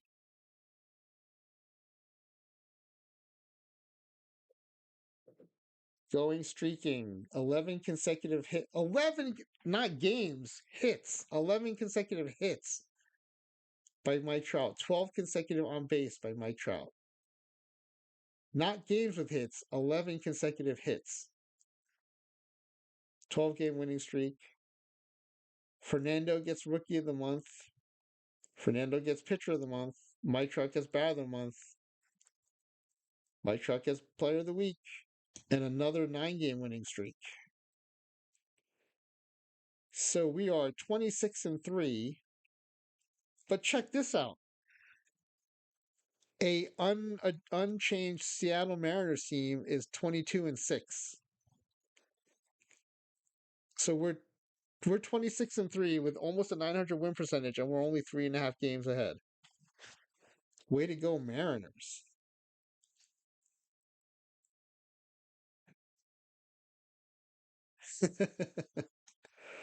All right, let's do another month.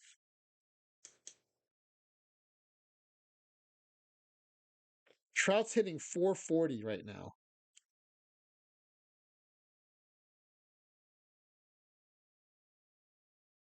And we're 2 months in, and Roger Swansby has 50 RBI. All right, a 6 consecutive strikeout streak by Gooden, 4-game home run streak by Ted Williams, and we are through May 52 and 6. And the Mariners could not keep up that pace. We're now ahead of the Angels by 16 and a half. And look at this. The Mets are 2 games over 500. All right, so we will sim to let's sim to the announcement of the All-Star team. So a little bit into July from June 1st.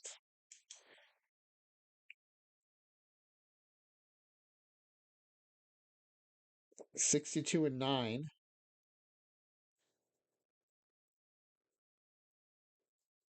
Someone got a 10-game extra base hit streak. We'll see who it is.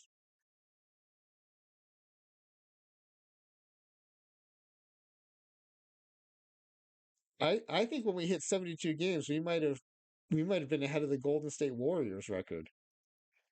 11-game extra base hit streak by Rudy York. Spore will be happy to hear that. A 32-game on base streak by Pujols. Another extra base hit streak of 7 by Ted Williams. An 11-game shutdown streak by Fernandez. A 9-game run streak by Aaron Judge. An 8-game RBI streak by Rudy York. And a 10-game win streak by Fernando. And at the break, we are 80 and 11 with an 879 win percentage, and we have won our last 10 and are in the midst of a 12-game win streak. And the Mets are still above 500. But unfortunately, fourth in the NL East. Let's check out the All-Star voting. We are in the AL. Here's the fan voting results. See, this doesn't happen if you don't change the impact of popularity in the All-Star voting. Because I turned it off, it's now strictly based on performance. So Josh Gibson leading the votes in catcher, Roger Hornsby at first, Ryan Braun second in votes at second base, Dick Allen third in votes at third base, Nomar second in votes at shortstop, Pujols just behind Jordan Alvarez in left. Our Mike Trout is leading the votes ahead of Julio Rodriguez and the actual 2023 Mike Trout. Ted Williams second behind Aaron Judge in right field.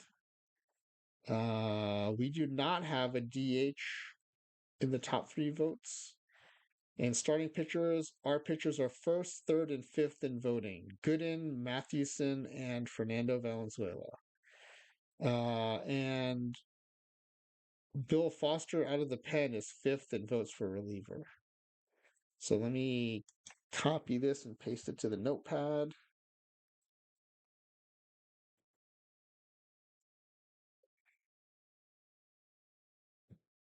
Then let's see who was actually named to the team. So Gooden by votes, Mathewson and Nomo, and Fernando added. So we've got four pitchers on the staff. Five pitchers. Bill Foster was added in the pen. Josh Gibson voted in at catcher. Hornsby voted in at first. Braun added at second. Dick Allen added at third. Nomar added at shortstop. Our Mike Trout voted. Pujols added. So let's see. How many All Stars is that? 1, 2, 3, 4, 5, 6, 7, 8. 8 batters and 5 pitchers in the All Star game. All right, G Block. Thanks for joining us. Good seeing you. Have a good start to your day.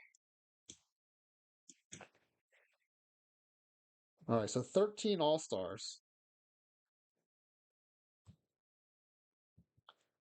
I'm actually surprised this team is doing that well. I mean, it is a collection of great players, but I mean, they're all rookie seasons. I guess that when you don't have a hole in your roster, this is what happens. There's just no let up.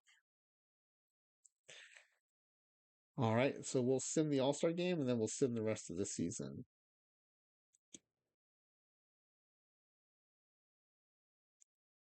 Oh yeah, so All Star lineups are now saved, but we still have to sim the day. So we'll finish today. Let's see with the home run challenge. Do we have any? We've got Ryan Braun and Ted Williams in here.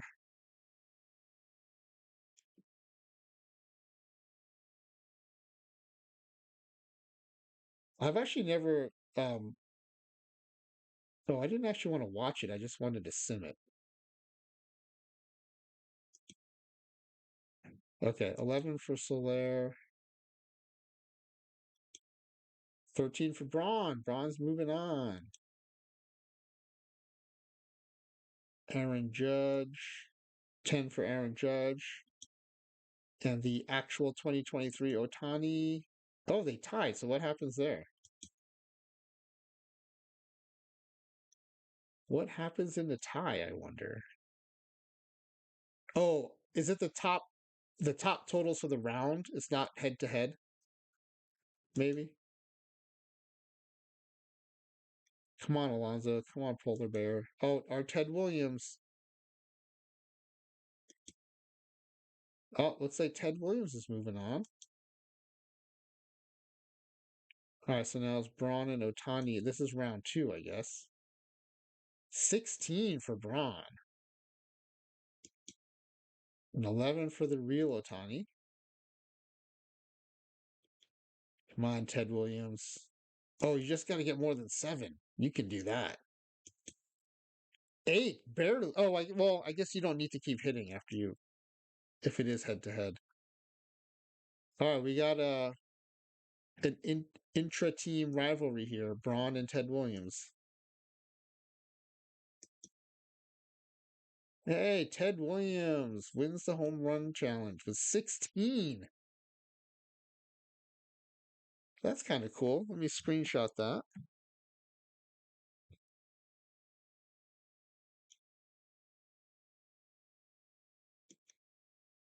All right. Let's finish today. We'll quick play the All-Star game. It's Justin Verlander for the National League at 9-5 against our Christy Mathewson, who's 14-1. And the AL wins 1-0. A 4-hitter versus a 2-hitter. And the 2-hitter wins.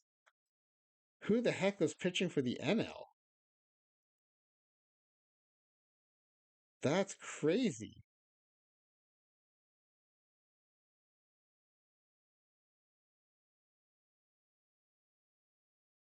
NL combined two hitter.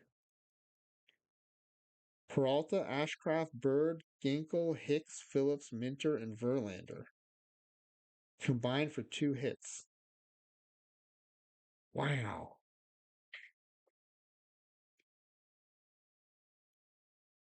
Okay, I'm going to save these in browsers. I'm going to save this box score. This just blows my mind. A one hitter, a two hitter, and a four hitter in the All Star game. That's pretty cool. Let me find a browser window.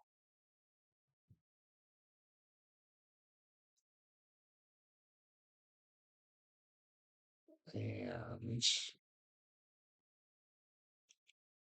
open in browser. Oh, it's not working for some reason. This is usually how I save box scores. Open in browser, but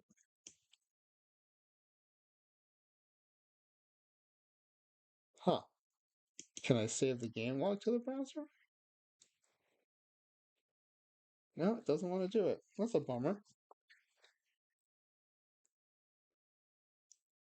All right, well, let me just at least screenshot the top of this so I can get the one hitter versus two hitter.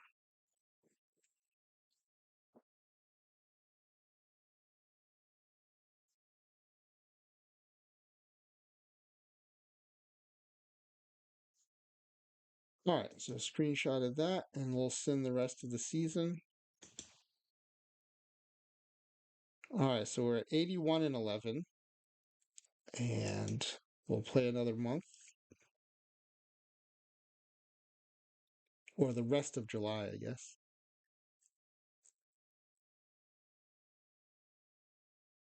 We came in on a 12-game winning streak, and we have not lost yet, so that streak continues. 41-game on base streak by Ted Williams. And we are on a 28-game winning streak. Wow. Let's screenshot that. Why does that keep happening? There you go. All right, let's sim to roster expansion. Oh, there's a loss.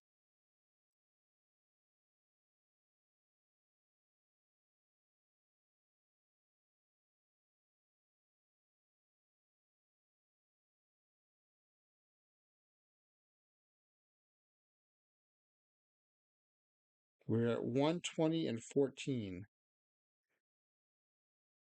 A winning streak of 19, a 20-game save streak by Devin Williams. And we are at 120 and 14. We have already clinched a playoff spot. We are flirting with a 900 win percentage. And it is roster expansion, and we don't have a roster to expand to. But we also can't get injured, so we're good. All right, let's sim to the end of the season.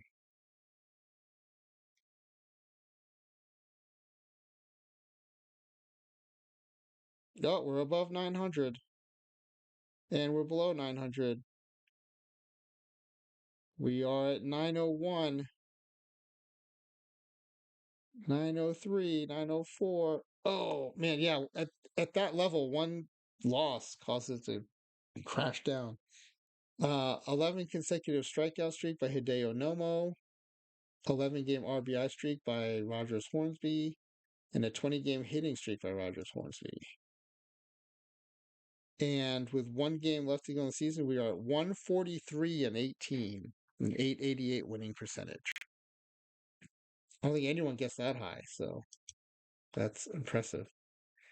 Let's finish today. All right, Mike Trout went 30-30. Gooden won the ERA crown. Mathewson had the most wins. Josh Gibson was a batting champion, and we are going to the playoffs. All right. Yeah, we'll look at the stats after the. Well, let's see some regular season stats.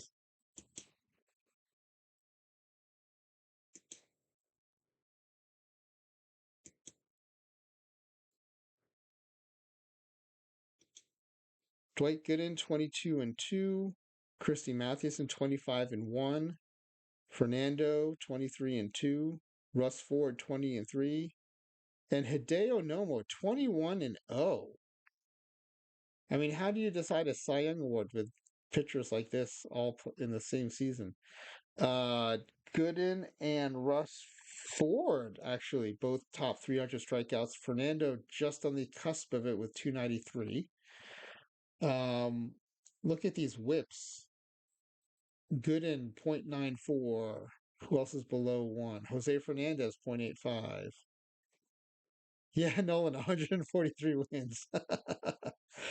um, and this isn't even like all-time best seasons. This is just all-time best rookie seasons. Um, but I guess if you scan the whole of baseball history, the best rookie seasons are pretty darn good. Bill Foster 0.93 whip. Look at Devin Williams, poor guy. His sim whip is much higher than his real life 0.630 whip. Um, and his minuscule 0.33 ERA has ballooned to 2.56. But he did get 39 saves, 5-1 record. I'll be curious to see who takes home the Cy Young based on these stats. All right, and on the batting side, let's check out some batting stats. Oh, did I do batting stats 2? I'm on batting stats 1. There we go. That's a lot of home runs up and down the lineup. Gibson 48 home runs. Oh, let's sort by OPS. That'll be good. Gibson 1127. Rudy York 1103. Pujols 1024. Ted Williams 1018. Look at this. Almost the whole roster is above 900 OPS. And poor Ichiro gets the short end of the stick in this season, 34 plate appearances, but he still rang up a 344 average.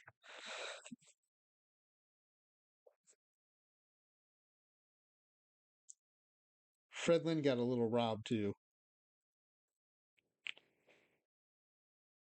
Oh yeah, they did. Yeah, who's Pablo Reyes? Yeah, good call, Nolan. I didn't even notice that. I had historic transactions off, so I don't know where he came from.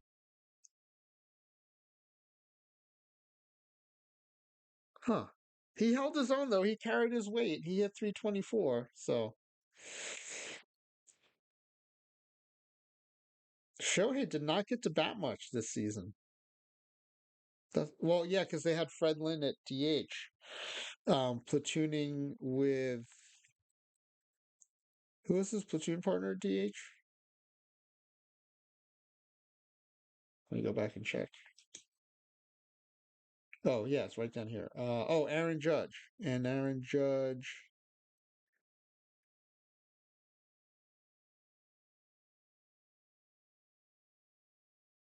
That's funny because Aaron Judge was initially penciled in as DHVL, but by the end of the season, he's DHing both sides, and he hit 39 dingers in 123 games. Um, one, two, three, four, five, six, 7 players with over 100 RBI. One, two, three, 4 players with over 130 RBI. Yeah, that's right, Nolan. Otani was put in as a reliever, and relievers don't get to bat as DH. So you're right. He was not given many opportunities. It's funny. Ichiro only had 34 player appearances, yet he's got the hot streak icon. Let's see what else jumps out here. Pujols hit 331, as did Trout. But Josh Gibson, check out this slash line: 347, 403, 724 for an 1127 OPS. Wow. I'm going to screenshot these stats too. These are great. I just get so impressed with fake simulated stats. I can't get enough of this. Let me grab these pitching stats.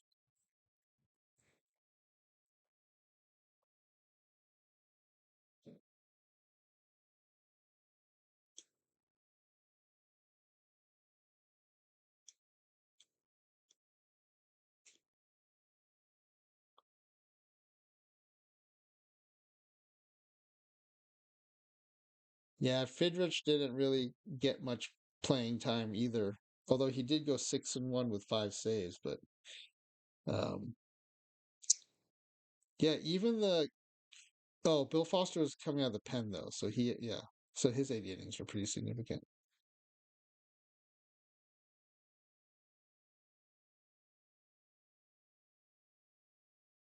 Wait, I realize no, this isn't. This is OTP 25. We're in 25. But yeah, it would be fun to run these players through the development lab.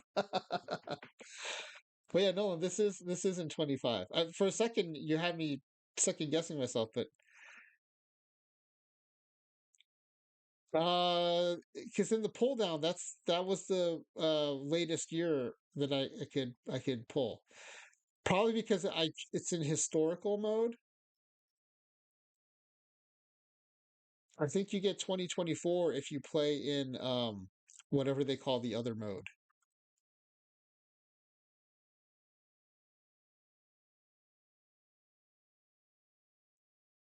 Yeah, because I when I first went there, I was thinking I wanted to play 2024, which maybe we should do. Um, but yeah, I just started it in historical mode. I think partly because I was worried that if we started the sim in 2024, maybe we wouldn't have access to the historical players.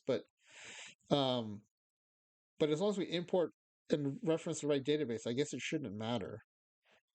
So yeah, it might be fun to do this with the 2024 run environment too. All right, let's go to some postseason action. I'm pretty sure we'll get a bye.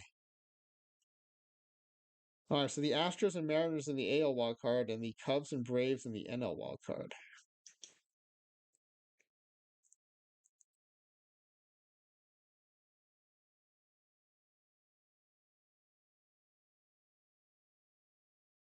And the Mariners advance, as do the Cubs. The Mariners are having a scrappy little season this year. I like it. All right, let's sim the next round.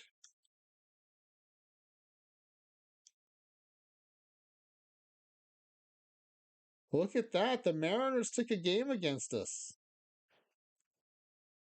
The considering let's go back to standings. The whole league only took 19 against us. So good for the Mariners for taking one against us in the playoffs. All right, so the Blue Jays beat the Twins 3 games to 1, and we beat the Mariners 3 games to 1. So we'll be facing off against the Blue Jays. In the NL side, the Dodgers swept the Cubs, and the Brewers had to go to Game 5 to beat the Phillies. All right, let's sim to the World Series, and we looks like we swept the Blue Jays. Finals. So we are in the World Series against the Dodgers, who beat the Brewers 4 games to 2. I'm gonna let's go to scores and we'll go one at a time. Yeah, no one AL West, AL Best. That's right. This is what happens if the Oakland A's could carry their weight. All right, let's quick play the game. And we beat the Dodgers 3-1. on a 1-run, 3-hit performance by Dwight Gooden. And Devin Williams notching another save. Despite the Dodgers, Freeman hitting a home run for the Dodgers. That's their 1 run, I guess. Let's see. Performance of the day. Gooden, 7 innings, 3 hits, 1 earned, no walks, 11K. 11-0 strikeout to walk ratio. Bobby Miller pitched well, 6 innings, scattering 6 hits, 3 earned, 2 walks, and 6K. Yeah, let's watch the clincher. That's a good idea. And we'll do the hide scores and watch the sim. That way I won't screw it up with my distracted managing. And Freddie Freeman, 2 for 4 with a double and a home run. All right. Let's sim finish today. Game 2, we got Clayton Kershaw against Christy Mathewson. And we win again 11. This time is more of a slugfest, 11-5. Muncy and Outman hitting home run for the Dodgers, and Judge hitting 2 for our team. And winning the Player of the Game award. Nomo goes to 3-0 in the postseason. Travel day. And at the Dodgers, Russ Ford against Julio Urias.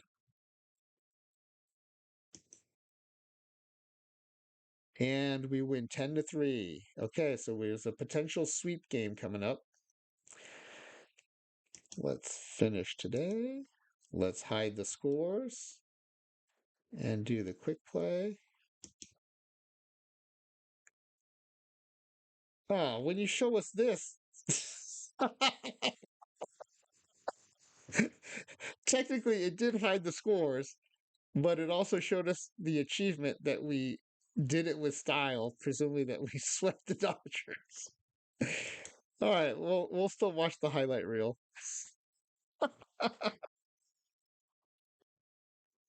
That was pretty funny. But they did obey the letter of the law. It did not show us the scores.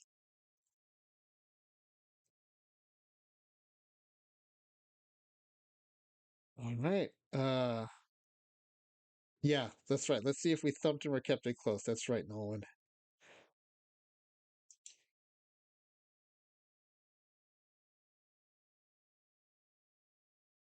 Got a stolen base. All right. Hornsby stealing second is a highlight, I guess.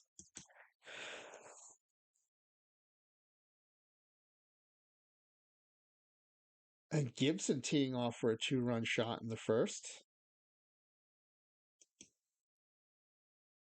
And jumping into the bottom of the second. Oh, 2 on. Oh, it's Fernando pitching against the Dodgers, too. That's awesome. All right, 2 on for Hayward. Fernando in a bit of a jam with 1 out. Ooh, that's trouble. That is trouble into the corner, into the right field corner. And it's a 1-run double for Hayward. See if Fernando can get out of this. Still 1 out. Peralta at bat, second and third. Oh, that's a big strikeout. That's a big strikeout without any forces. That's a big strikeout. All right, 2 out. Still 2 on for Chris Taylor. The good thing is with that screwball, I don't worry as much about the left-right matchup. And a fly ball to center field. Oh, they tightened it up to 2-1, though. Josh Gibson on first for Dick Allen in the top of the fourth. And that should be trouble. Also to the right field corner. And looks like they held him at third. So it's second and third with 1 out for Aaron Judge.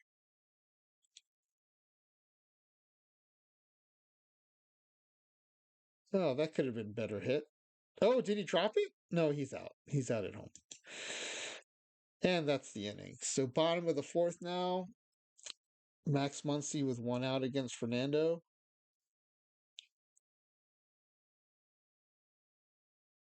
Is that gone? It is 2-2. Max Muncy ties it up in the bottom of the fourth.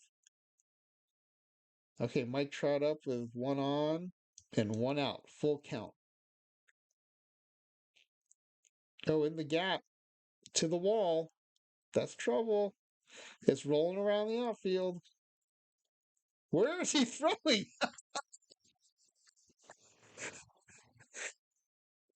Throwing a cutoff to the tarp, I think. That was funny. How do I see that again? Where is I don't know how to do replay. Replay controls? Does that do it? Oh no, I did something wrong. Okay, I wanted to see that cutoff throw again, but instead I saw a home run.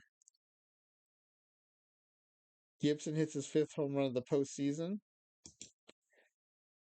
and we are up 6-0. It's going to jump us ahead 6-2 in the top of the seventh for Nomar, leading off the seventh.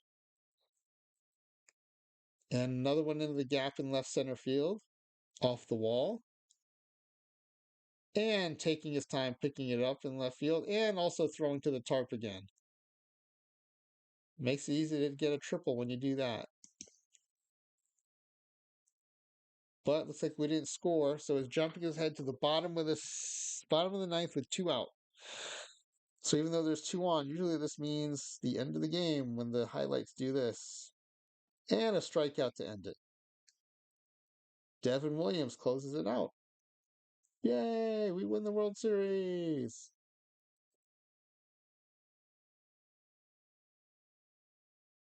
All right, now we can see the scores.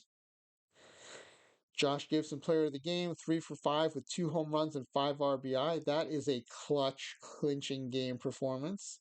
Fernando against his old teammates, the Dodgers, 6 and a third, 3 hits, 2 earned, 2 walks, and 11 strikeouts in 6 and a third. Wow.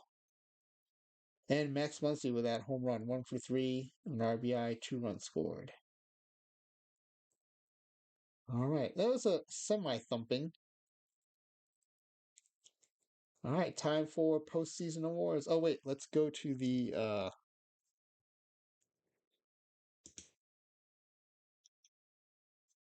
I like to see the trophy show up. There it is. The trophy. Screenshot that.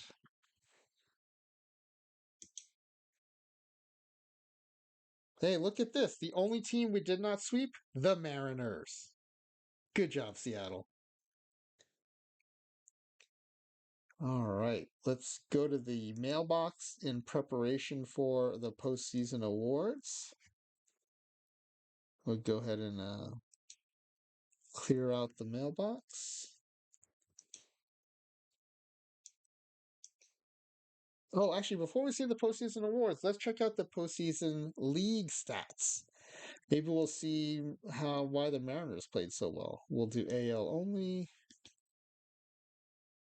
Wow, look at all this yellow ink for our players in the league leaders.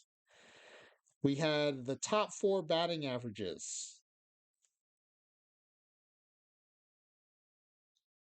We had 5 of the top 8 home run totals. Oh, look at this. We trailed the real Otani though. So if we had started Otani, maybe we would have had one more. Ted Williams leading the team and the league with 138 RBI, followed by 135 for Dick Allen, another 135 for Josh Gibson, and 133 for Rogers Hornsby. Also chipping in 125 is Pujols and 120 for Mike Trout. We have 7 of the top 8 in OPS, with the real Otani squeezing in there. We have 7 of the top 8 in slugging. Again, the real Otani coming in third. We have the top 5 on base percentage. We have the top 5 batter WAR. First and third in at bats.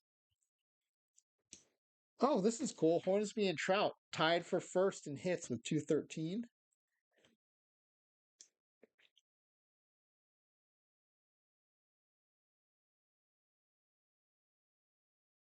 Bobby Witt Jr. with 13 triples, leading the league.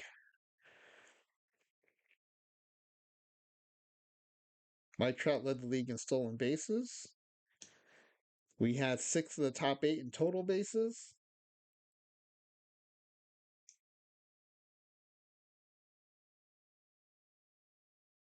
Wow, Brandon Belt struck out 251 times. That's wow. All right, and then let's check out the pitching leaders. Gooden and Mathewson both sub 2 ERAs. We have the top 5 win totals, and the only pitchers with over 20 wins were on our team. Um, Felix Bautista edged out Devin Williams in saves. We have the top 5 strikeout pitchers. That's interesting, though. The league leaders in shutouts through 1, and we didn't have anyone on that list. So it's good to see that in the modern game, even these throwback players are used in a modern way. So good job, simulation engine.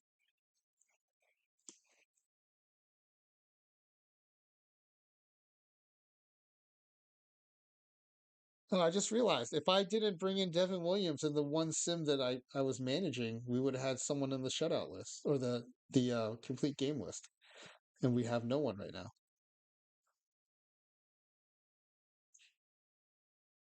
Dwight Gooden with 14.2 strikeouts per 9 innings in the league. Dwight Gooden, the only pitcher below a 1 WHIP for the season. These are some insane stats. All right, let's go check out some postseason awards now.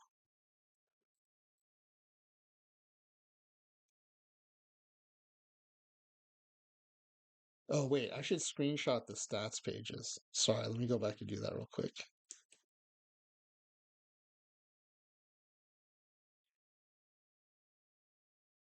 So we'll get this page for some top line batting stats, and then we'll also get the top of the pitching stats list. Okay. All right. Now I'll go to the mailbox and check out those awards. All right, Great Glove Award first. Oh, I think it's got to process the end of the season though, so that might take a little while. I wonder if any of our players are going to be lost to free agency. I have no idea what their contract status would be.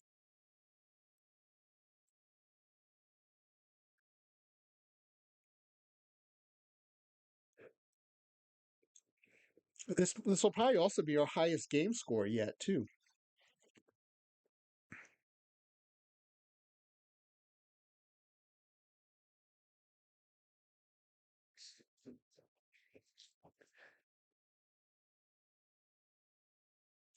So Nolan's going to work on the idea for the wine cellar draft trade. Yeah, I've been thinking a lot about which players and years I would pick. I'm fine with no dead ball era. That makes sense to me.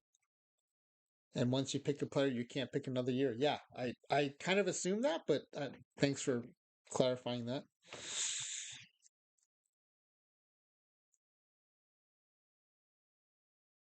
Yeah, 1773 game score. That is the highest we've had in any of our simulations.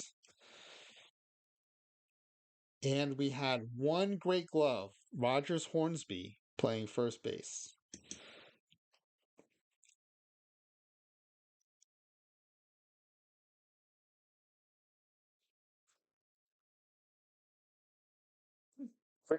When you say that's mental, I'm assuming you mean the game score and not that Rogers Hornsby won our only gold glove.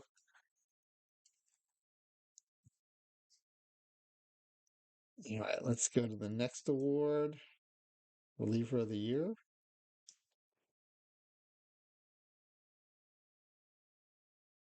Technically, both apply. Yeah, Felix Bautista did beat out Oh, look at that. Devin Williams wasn't even in the top four.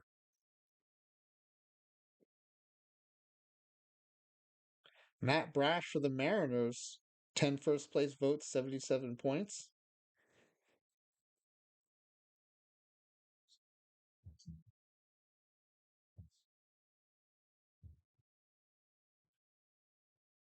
Yeah, no, and you're right. We did have some of the all-time fielders out there, but I wonder if them playing in a modern run environment maybe changed how good they were. Um, that's the only thing I could think of because we did have some really great all-around players on our team. So maybe the run environment has something to do with it. All right, I grabbed that screenshot. So let's go to the Platinum Stick Awards. Wow, with that whole lineup, we only got two Platinum Stick Awards? What? Oh, maybe there just wasn't room in the email. So we got Josh Gibson, Roger Hornsby, Ryan Braun, Dick Allen, Albert Pujols, Mike Trout, our Mike Trout, Ted Williams, all won Platinum Stick Awards. Okay, that's more like it. So I guess the email can only include two names. I'm gonna go back and look at that Gold Glove email then. But it only listed one in the email, so I'm assuming I didn't miss anyone there. But let me check it out again. Um, no, it was just Roger Hornsby. All right, I'm glad I didn't miss anything.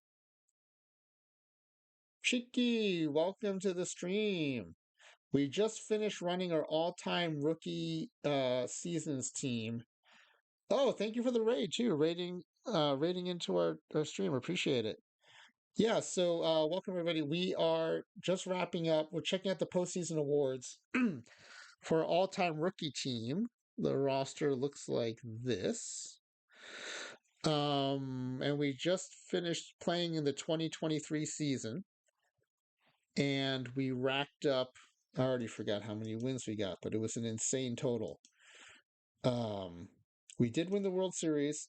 We went 143 and 19 for an 883 win percentage. And we just got back. Oh, sorry. Let me put the screen up. Yeah. 143 and 19. We won the AL West by 48 games, beating out a tough Seattle Mariners team that went 95 and 67. And in the postseason awards, we almost swept the Platinum Stick Awards, led by Josh Gibson and his it was over 1100 OPS, I think. So the only Platinum Sticks we didn't win were Bobby Witt Jr. at short and the real 2023 Otani at DH because we brought in our own rookie Otani too. So then we were about to go on to the next award. Let me make sure I grabbed a copy of this. I did. Jumping ahead now to the Rookie of the Year award.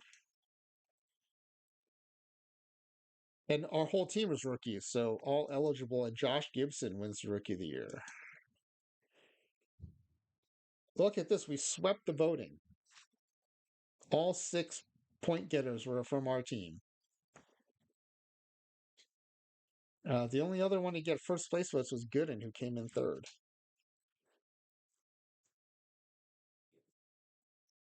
We'll copy this. All right. Let's move ahead to the Manager of the Year. Oh, thank you. Thank you.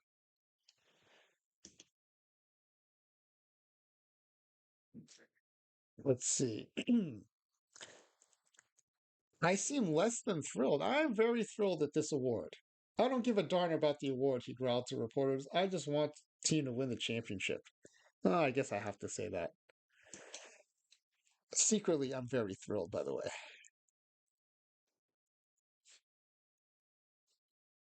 All right. All right, Nolan, heading out. Thanks very much for joining us. And thanks for your help in putting the roster together. Appreciate it. And yeah, I mean, I'm gonna be on here most nights at 10:30 Pacific. We'll probably do the sophomore stud roster next, and then let's keep noodling on the father-son team. I think that'll be really fun to bring fathers and sons together in their primes instead of so far apart. But yeah, see you next time. Appreciate it. All right, and then we will go to the two biggies, the Cy Young Award, Dwight Gooden. So this was going to be a tough one to gauge because our pitching staff went 20-3 for Russ Ford, 22-2 for Dwight Gooden, 25-1 for Christy Mathewson, 21-0 for Hideo Nomo, and 23-2 for Fernando Valenzuela. So, kind of as the postseason was winding down, we are wondering how the AI would decide the Cy Young Award. So let's see how that voting went.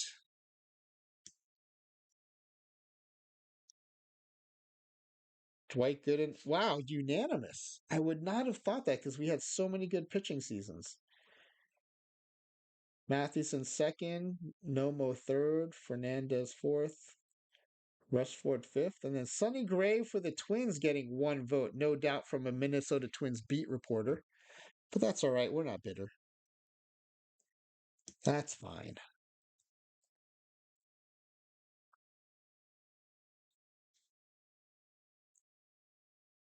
All right, and then the MVP award. And I before the season started, I uh clicked unclicked the box where pitchers can win the MVP. So this will be a batters only competition. And Mike Trout, I'm assuming our Mike Trout because we got the achievement for it because the 2023 Mike Trout was in the game too. Yep, and we swept the top four MVP spots. The 2023 Otani got the fifth spot, and then our Pujols came in sixth. But unanimous first place votes for our Mike Trout, hitting 331 with 35 home runs and 120 RBI. 120 RBI, by the way, was I think fifth or sixth on our team. So Williams led the way with 138. Then Dick Allen and Josh Gibson 135. Roger Swansby 133. Albert Pujols with 125. And then finally you get to Mike Trout with 120. But I've noticed that the simulation engine voters really like stolen bases. So I think having those 44 steals along with the 35 home runs and the 982 OPS probably put him over the top in the computer voters' minds. So let me screenshot or let me copy those results. And then we are done with this season simulation.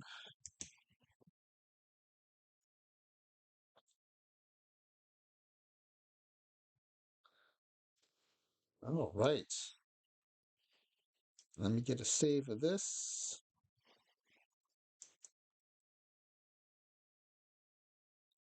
All right, well that was fun, especially once we got the right Josh Gibson's stats in there and not the anemic ones that were imported by the system. We had to go digging. We had to go into the 1933 season and find his actual card um, to find the right profile. But we then put that into editor and got the right Josh Gibson profile.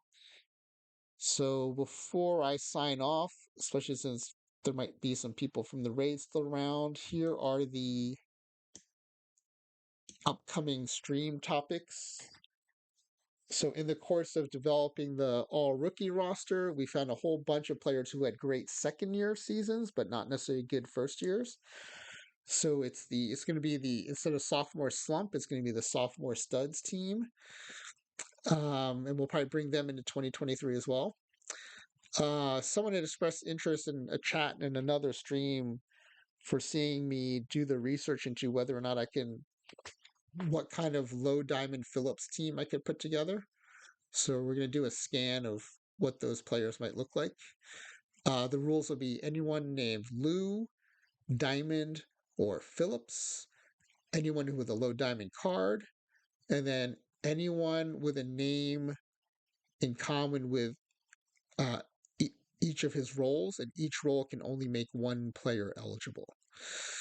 Um, and then we'll be continuing our 1986 series where we take the world champion 86 Mets and send them back to replace historic Mets teams, starting with the terrible teams from the 60s. And we're up to 1969, so it'll be world champion replacing world champion. And then that year, we'll probably do a second sim where we also drop the 86 Mets into the worst AL team slot. And hopefully they'll meet the 69 Mets in the World Series.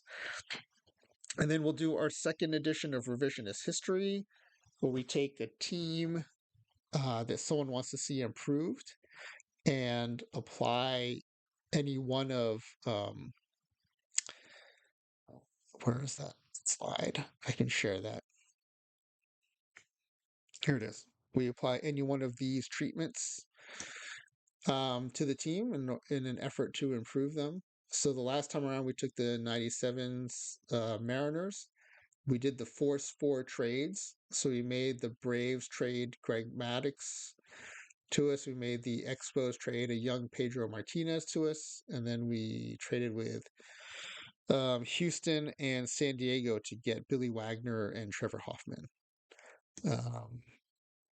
Just with the help of the chat, we all decided that the biggest weaknesses in that 97 Mariners team were the back end of the rotation and the bullpen.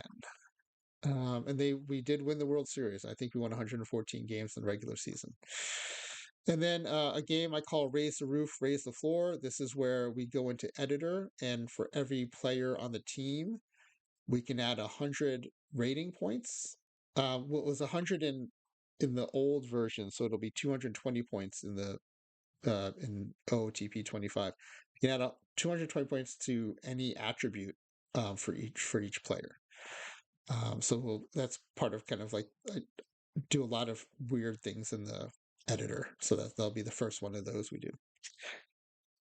So that's it for now. I will let me look for someone playing OOTP to raid into, but at this time of night, it's usually pretty slim pickings.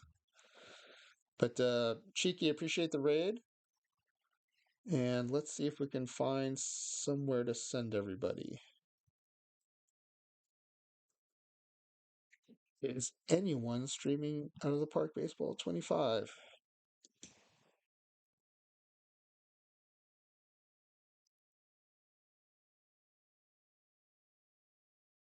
We are the only ones right now. Oh, no, wait. Lights on Back 600 is currently streaming OTV 25 with 0 viewers. So whoever we have left, we will contribute to him. Lights on Back 600. Okay, so let me do. I was still new to this. So raid.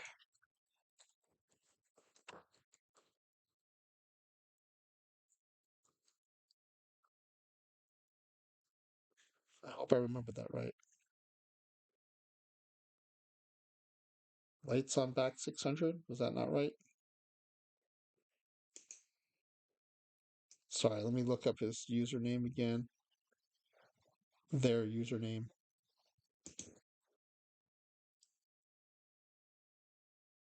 Lights on Back 600.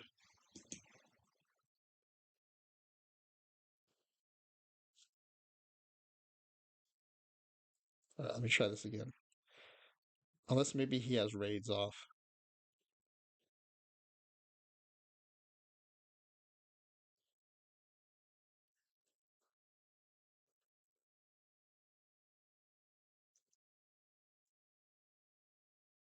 Oh, it says invalid username, even though I just copied it. Okay, well, apparently we won't be able to raid in. Let me try one more time. Raid.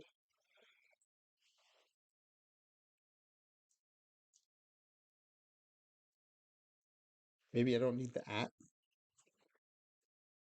Oh, here we go. All right. All right, we're going to raid into Lights on Back 600, who is streaming OTP. Thanks for joining us, everybody.